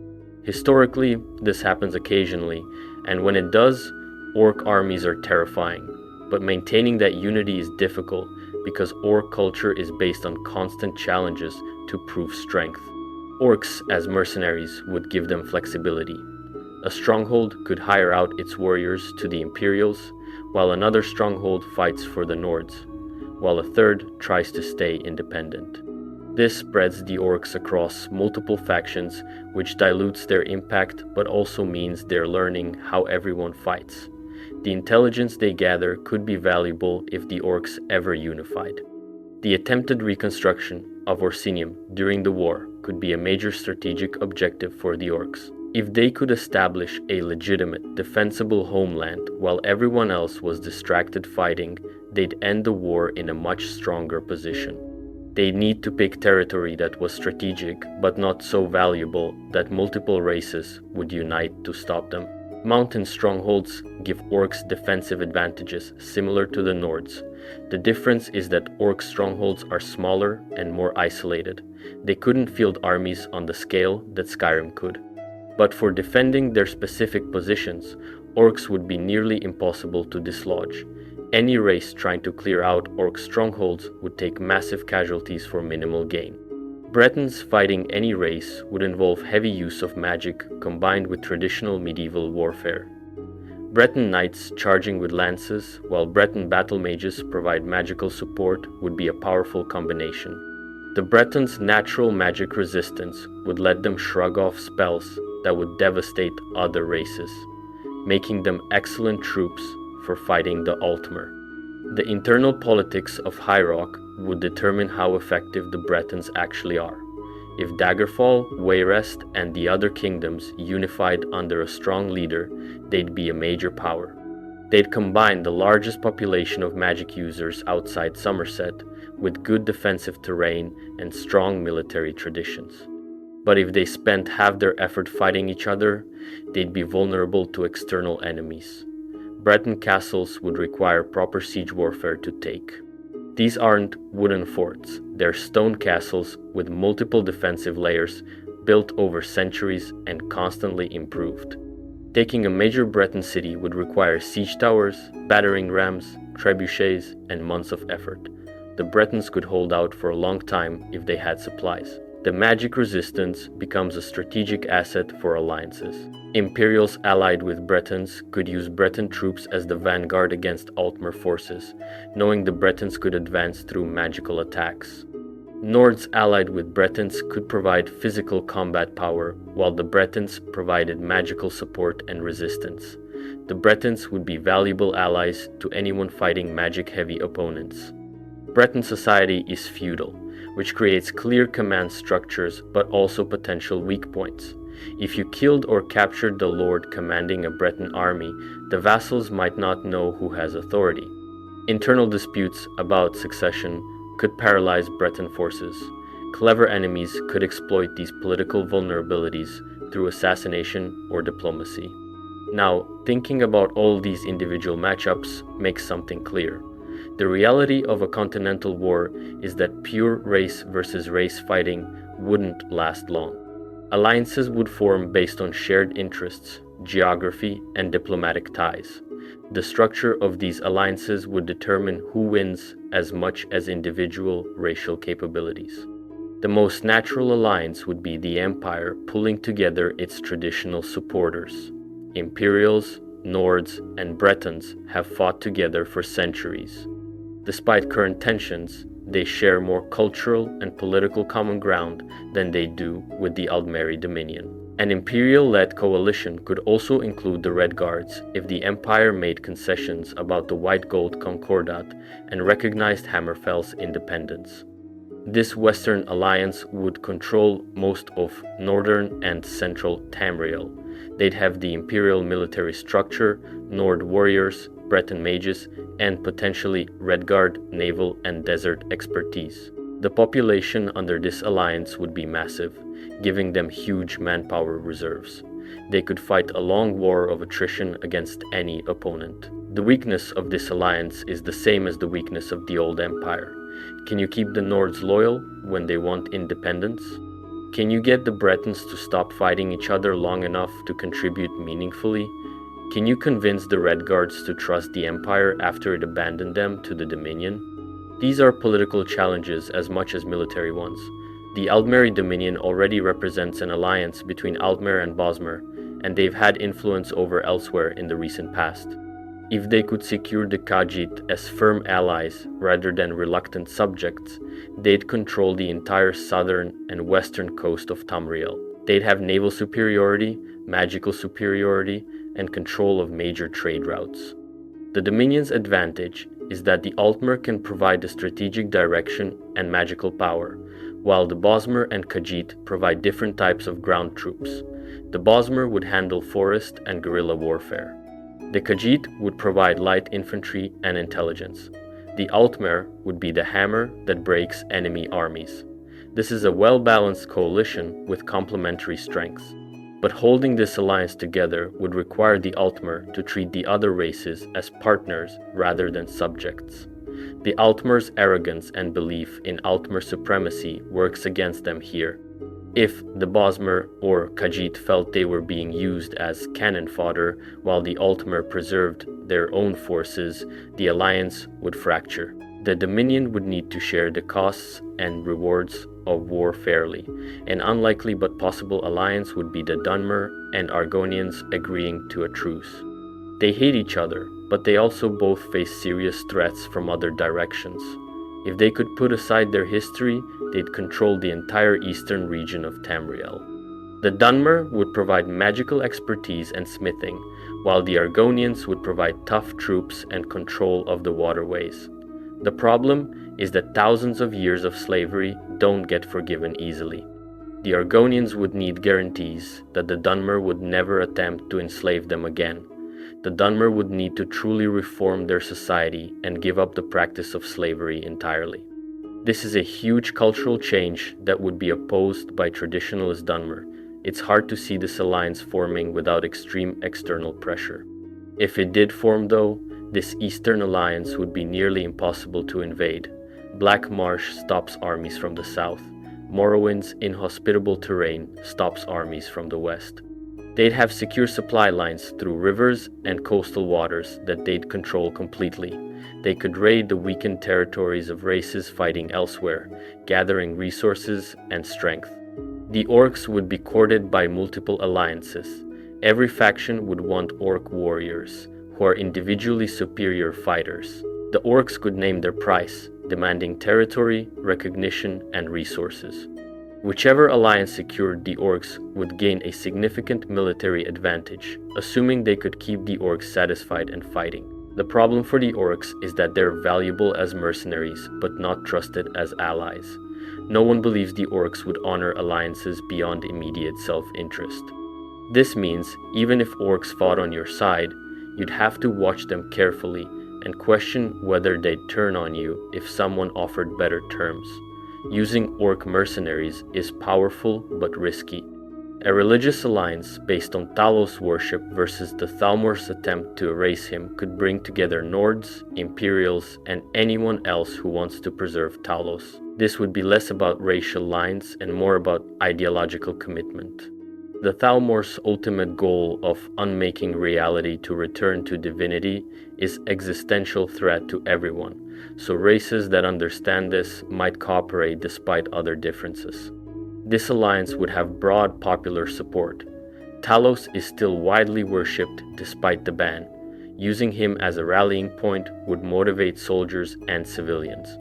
The fight would be framed as defending reality itself against the Altmer plan to destroy it.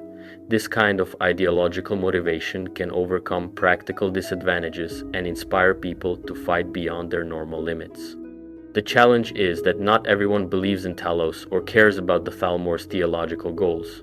The Dunmer have their own gods, the Argonians follow the Hist, the Khajiit have their own religious traditions. Trying to build an alliance on Talos worship excludes huge portions of Tamriel's population.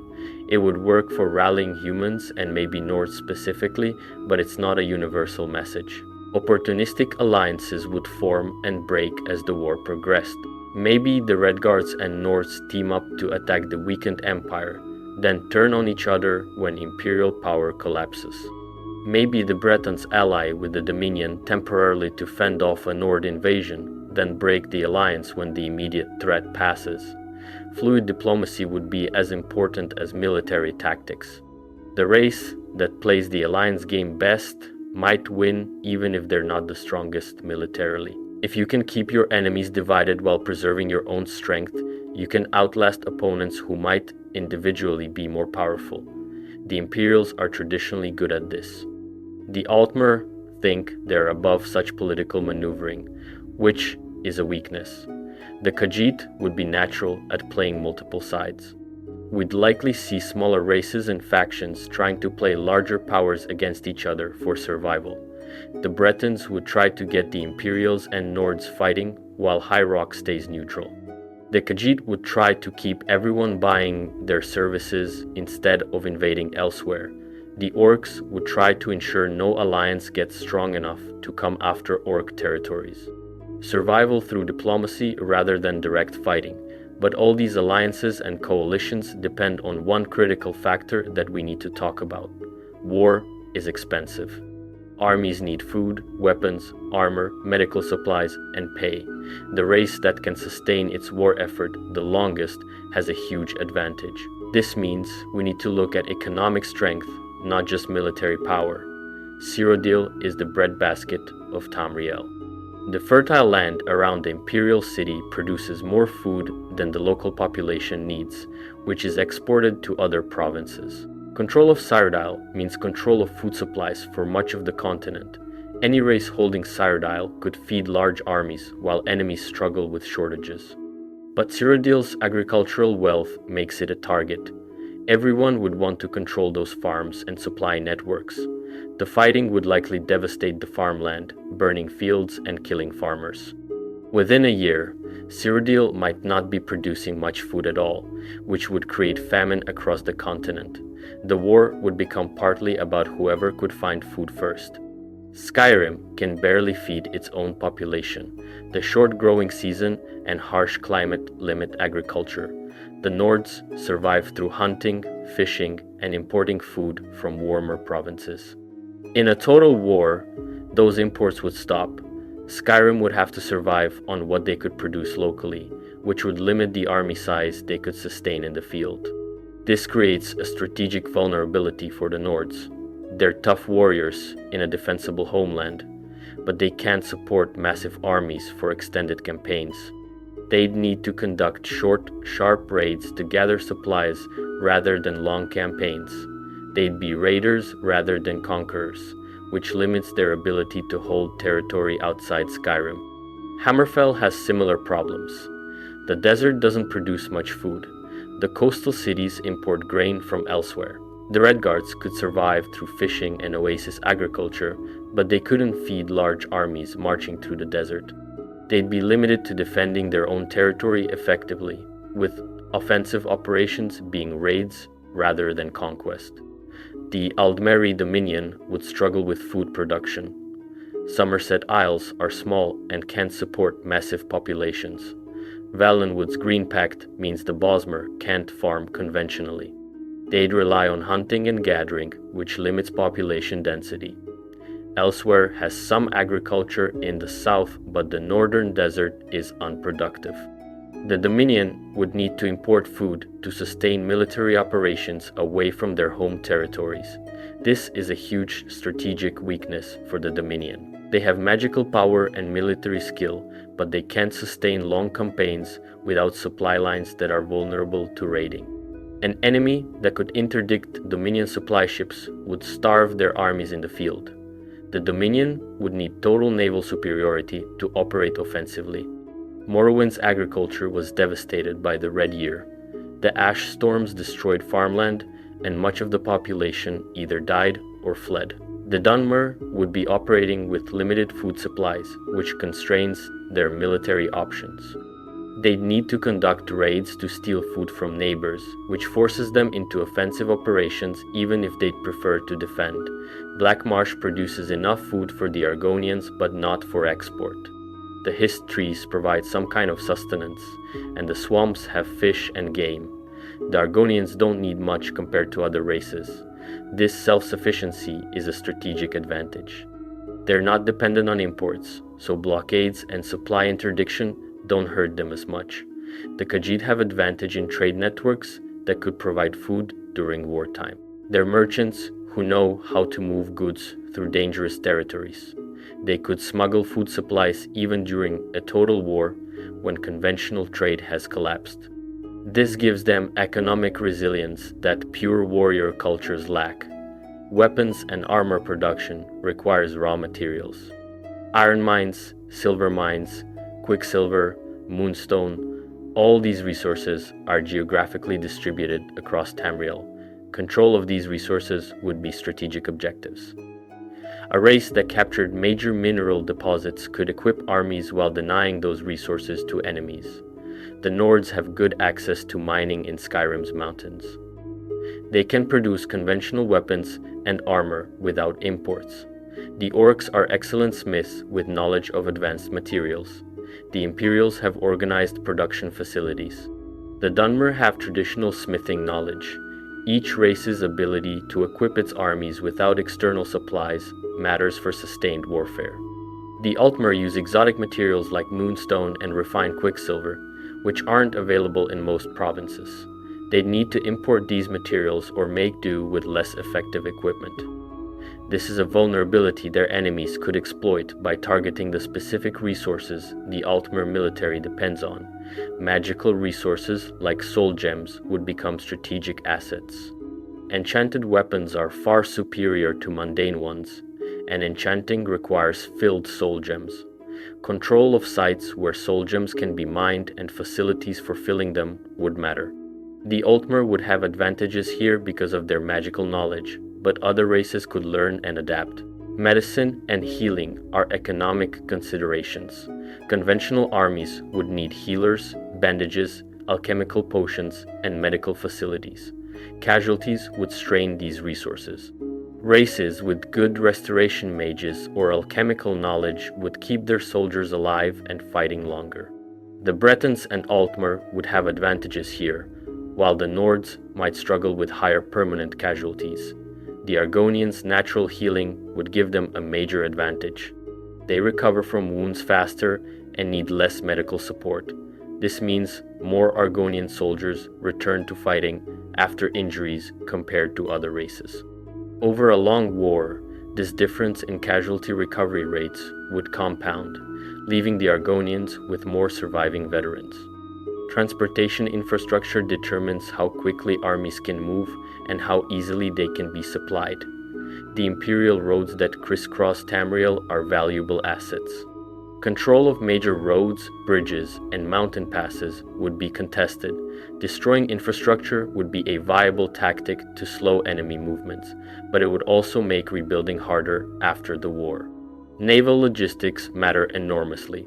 Ships can carry far more supplies than wagon trains, and they're faster over long distances. Races with strong navies could project power along coasts and rivers. Races without naval capabilities would be limited to land operations, which are slower and more expensive in terms of supply requirements. The economic costs would be staggering. Wars don't just cost money for military expenses. They disrupt trade, destroy infrastructure, kill productive workers, and divert resources from useful production to military consumption. The longer the war continues, the poorer everyone becomes. Eventually, economic collapse might force peace simply because no one can afford to keep fighting. Looting and pillaging would be common. Armies would take what they need from occupied territories. This would devastate civilian populations and make reconstruction harder. It would also turn populations against occupiers, creating insurgencies and guerrilla resistance that makes conquered territory harder to hold. And when the economic pressure gets too intense, when conventional warfare stops producing results and desperation sets in, that's when things would escalate beyond normal combat. We've talked about conventional warfare, but Elder Scrolls is a setting where magic and supernatural forces are real and powerful. As the war got more desperate, races would start using more extreme magical options. This escalation could fundamentally change the nature of the conflict. The Altmer have access to ancient magical knowledge that other races lack. They could potentially resurrect lost magics that haven't been used since the Merethic era. Powerful illusions that affect entire armies. Transmutation magic that alters terrain. Master-level destruction spells that devastate cities. The Altmer, using their full magical arsenal, would be terrifying. Soul Trap on a massive scale could be a weapon. Imagine mages capturing the souls of fallen enemies and using them to power enchantments or as ammunition for more spells. This would be considered deeply evil by most cultures, but in a total war, maybe some mages would resort to it. The Altmer, Dunmer, or Imperials might have practitioners willing to cross that line. Necromancy would almost certainly be used despite being illegal and immoral by most standards. Raising enemy dead to fight for you solves manpower problems. Every enemy you kill becomes a soldier on your side. The Dunmer have complicated views on necromancy related to their ancestor worship, but they might use it against non-Dunmer enemies. The Imperials would probably refuse for religious and practical reasons, but individual desperate commanders might try it. The undead would be terrifying psychological weapons. Soldiers would have to fight friends who died in previous battles. The undead don't tire, don't need food, and don't feel fear or pain. A necromantic army could operate continuously without the logistical constraints that limit living armies. The countermeasure would be to burn all corpses immediately, denying necromancers raw materials, but that's not always practical in the middle of battle. Daedric summoning would escalate as the war intensified. The Dunmer have long traditions of Daedra worship and summoning. The Altmer theoretically could summon powerful Daedra. Conjuration mages in multiple races could call forth Atronachs, Daedra, and other otherworldly creatures. As armies were depleted, summoned reinforcements might make up increasing proportions of fighting forces. The danger is that summoned Daedra aren't completely controllable. A bound Daedroth might turn on its summoner if the binding fails. Summoning powerful Daedra could attract the attention of Daedric princes who might take interest in the war. You might summon a useful ally and end up getting your soul claimed by Molag Bal as payment. Direct Daedric intervention is possible. Myrun's Dagon tried to invade Tamriel during the Oblivion Crisis. Other princes could do the same if they felt it served their purposes. Boethia might manifest to join the Dunmer if the race faced extinction. Malacath might appear if the orcs were about to be wiped out. Daedric princes acting directly would completely change the power dynamics. The question is what the princes would want.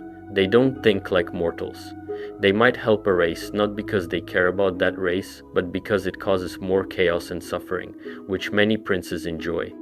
Or they might help because they want to preserve interesting outcomes.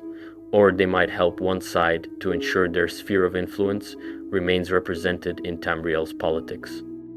The divines are less likely to intervene directly, but their blessings and curses could still affect the war. Akatosh established the Dragonborn to maintain order. Talos might have an interest in seeing his people, the Nords, survive. Arkai would oppose necromancy. The theological dimension would matter to soldiers' morale and possibly to supernatural forces supporting different sides.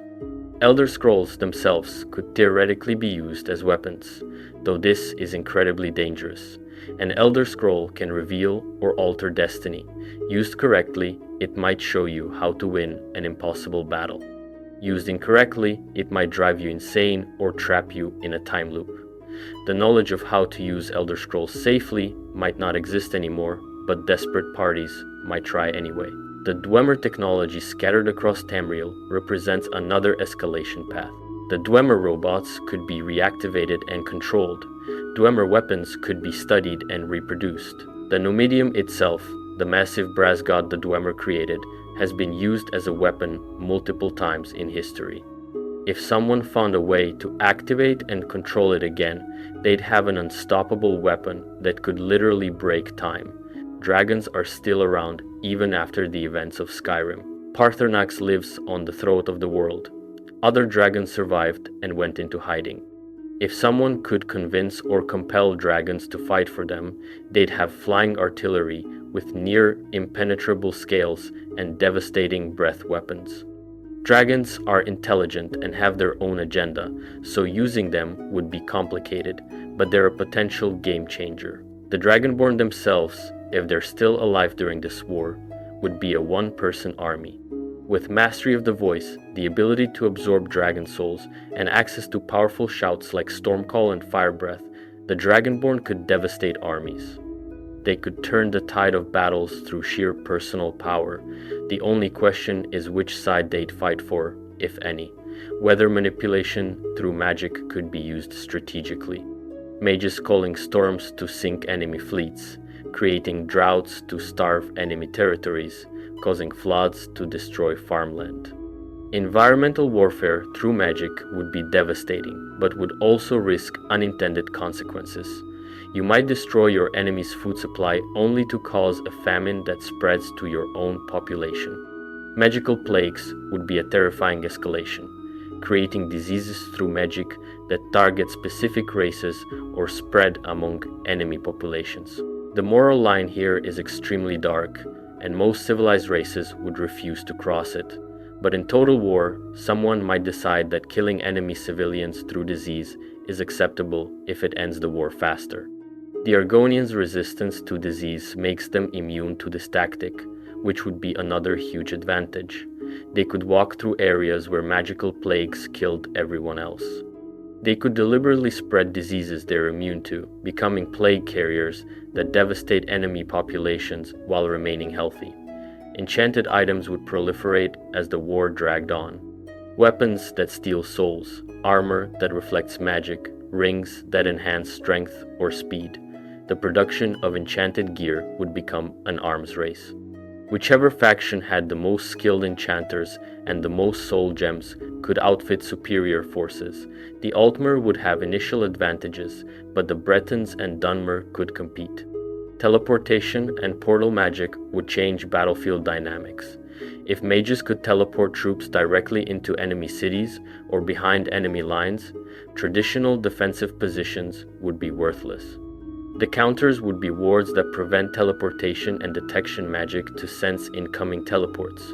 We'd see magical arms races where each innovation has to be countered by new defensive magic.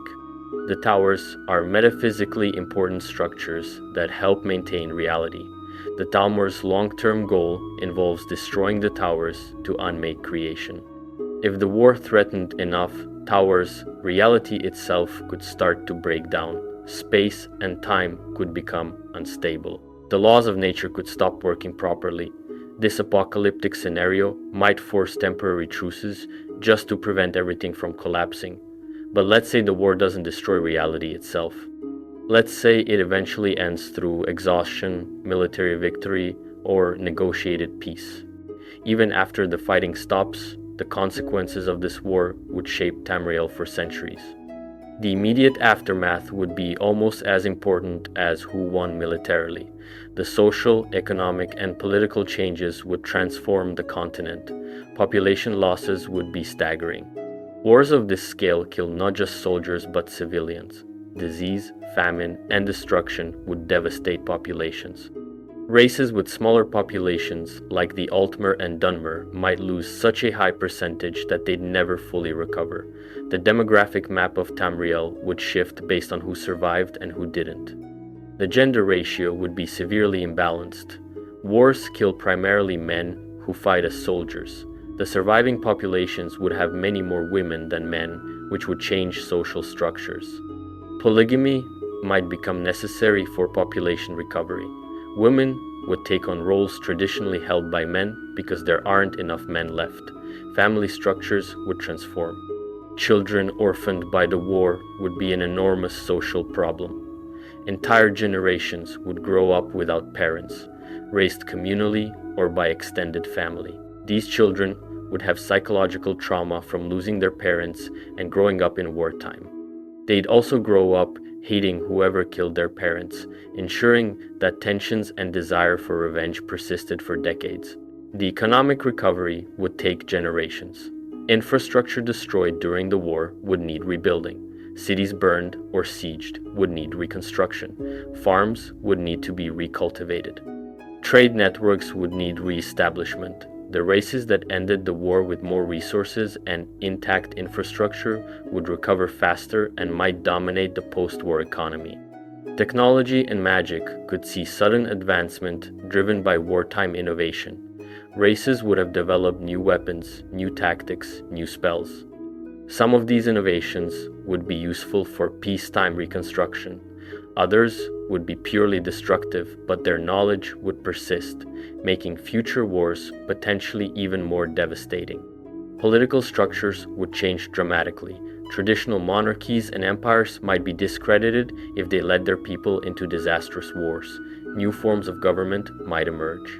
Revolutionary movements taking advantage of post-war chaos could overthrow existing rulers. The map of Tamriel would be redrawn with new borders and new political entities. Cultural changes would be profound.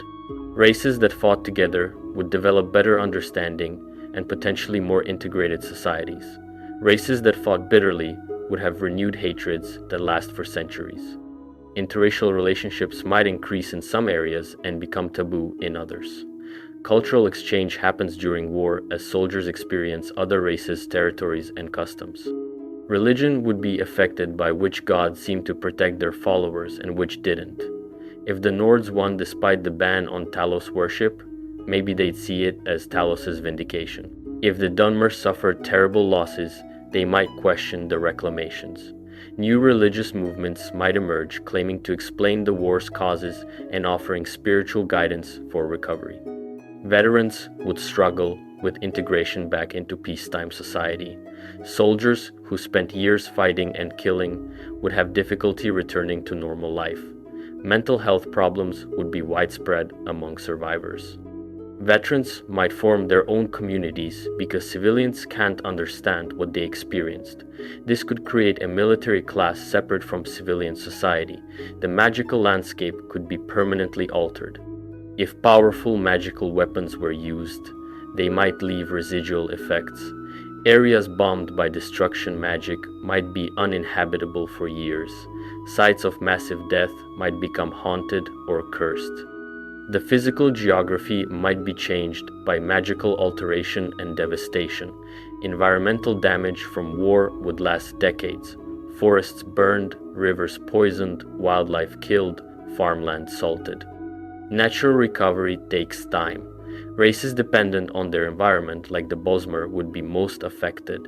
The landscape of Tamriel at the end of the war might be barely recognizable compared to before it started. The power vacuum in conquered territories would lead to local warlords, bandit kings, and petty tyrants taking control.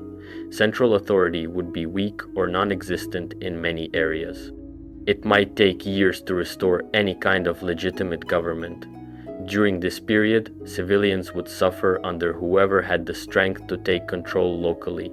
Refugees would be a massive problem. People fleeing war zones would flood into areas not directly affected by fighting. This would strain resources in those areas and create tension between refugees and locals.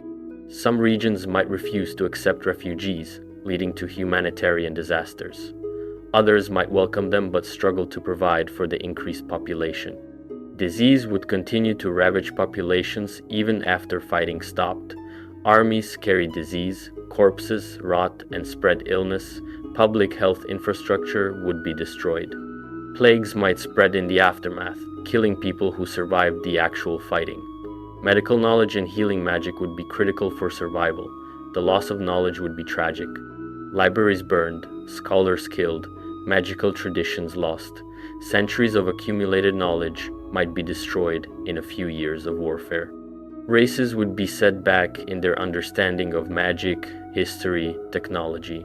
Some knowledge might be permanently lost, with no one left alive who knew it. Moral degradation would occur as the war went on. Soldiers and civilians who had to do terrible things to survive would struggle with guilt. Societies would have normalized war crimes and atrocities. Rebuilding ethical frameworks after years of moral compromise would be difficult. Some might embrace the brutality as necessary, others would reject it and demand accountability. The question of justice for war crimes would be complicated. Every side committed atrocities. Do you hold trials and punish people? If so, who decides what counts as a war crime when everyone did terrible things? The winners might hold trials for the losers' crimes while ignoring their own. This would create resentment and plant the seeds for future conflicts. Memory of the war would shape identities for generations. Heroes and villains would be established in cultural consciousness. Stories of battles and heroism would be passed down. Different races would remember the war completely differently based on their perspective. This would make reconciliation difficult because everyone would have conflicting narratives about what happened and who was at fault. The question of whether to rebuild the empire or create new structures would dominate post-war politics. Maybe the empire is discredited and no one wants to recreate it. Maybe there's nostalgia for the stability it provided and efforts to rebuild it emerge. Maybe new political formations like federations or alliances replace traditional empire. The political order that emerges would depend on who won and what lessons they took from the war. So after going through all these layers of analysis, tactical considerations, alliance possibilities, economic factors, magical escalation, and long-term consequences, we can actually make a determination about who would win this hypothetical total war.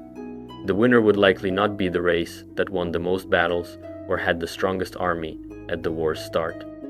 It would be the race that could sustain their war effort the longest, maintain internal unity, protect their civilian population and economic base, and position themselves to dominate the post-war period. Military prowess matters, but sustainability matters more in a long war. The Nords are fearsome warriors, but can they feed an army in the field for years? The Altmer have devastating magic, but can they replace casualties when every loss is significant? The Imperials have excellent organization, but can they maintain it while fighting on 6 fronts simultaneously? Geography provides huge advantages. Defensible terrain lets smaller forces defeat larger armies through attrition.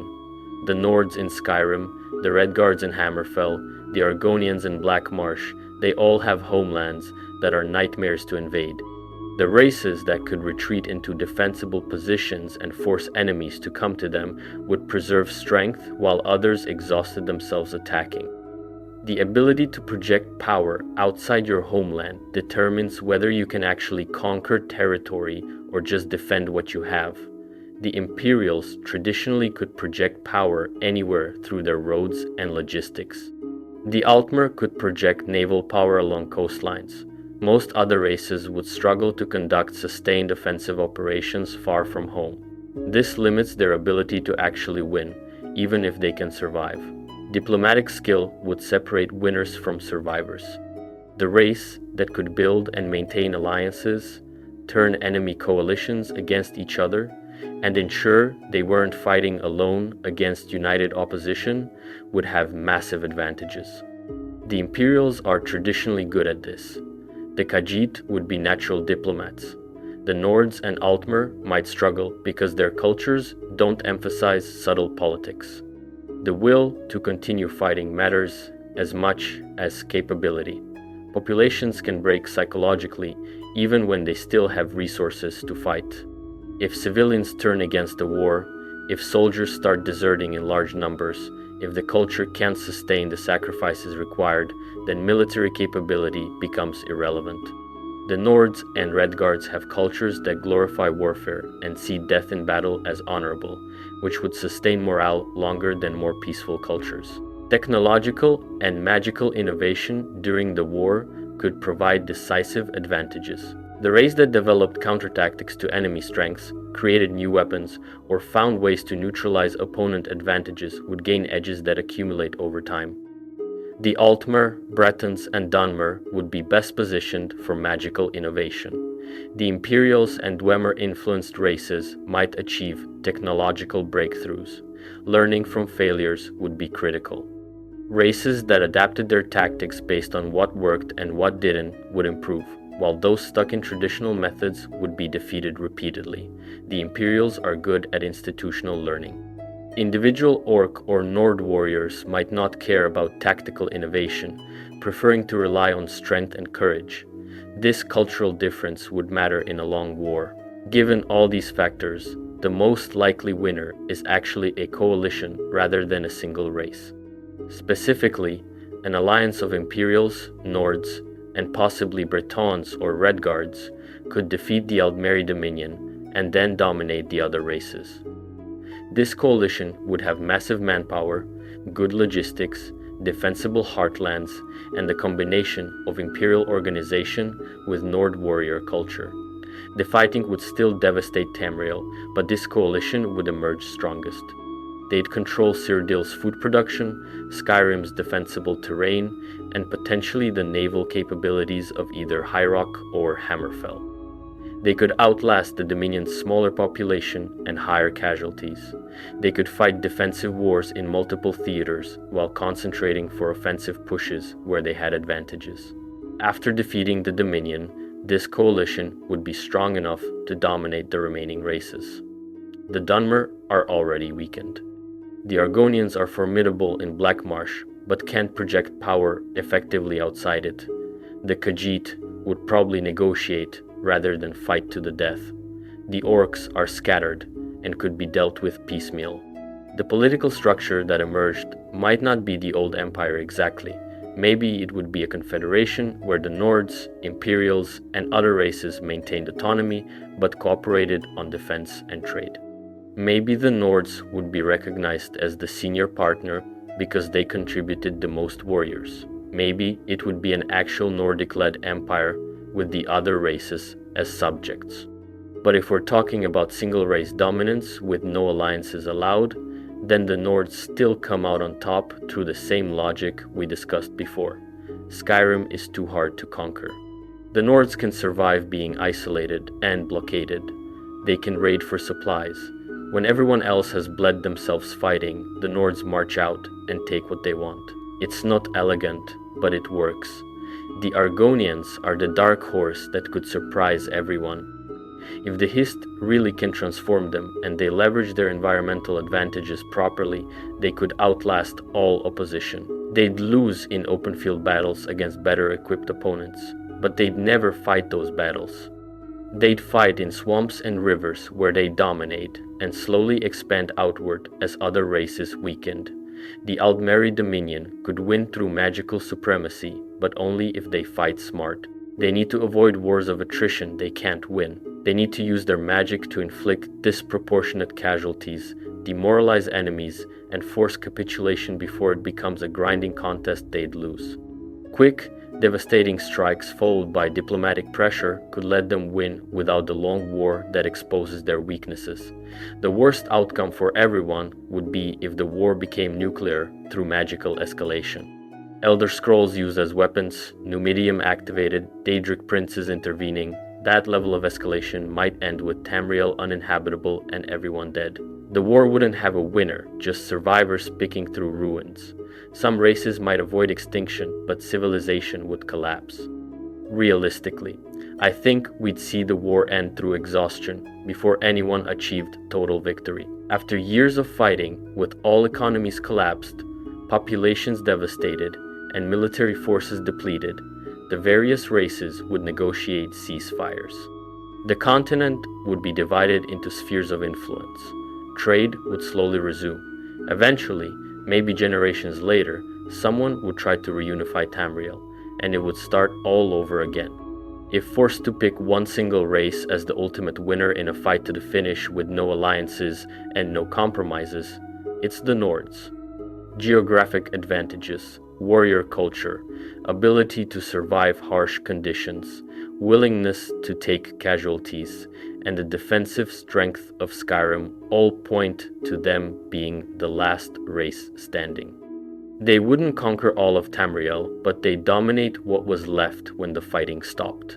This assumes conventional warfare without world-breaking magic or Daedric intervention. If someone opens an Elder Scroll and uses it as a weapon, if a Daedric prince manifests physically, if the Numidium is activated, then predictions become impossible. Those kinds of interventions could hand victory to any race or destroy everyone equally. The analysis assumes mortals fighting with the tools and capabilities they have access to normally. So there you have it. The comprehensive analysis of who wins when all the Elder Scrolls races go to war. The answer is complicated because so many factors matter beyond just military strength. But if we're picking a winner, it's either a Nord-led coalition if alliances are allowed, or the Nords alone if they're not. They've got the combination of factors that matter most: defensible homeland, warrior culture, ability to outlast opposition, and enough offensive capability to dominate once others are weakened. The path to victory is soaked in blood and covered in ash, but the Nords would walk it and plant their banner over the ruins.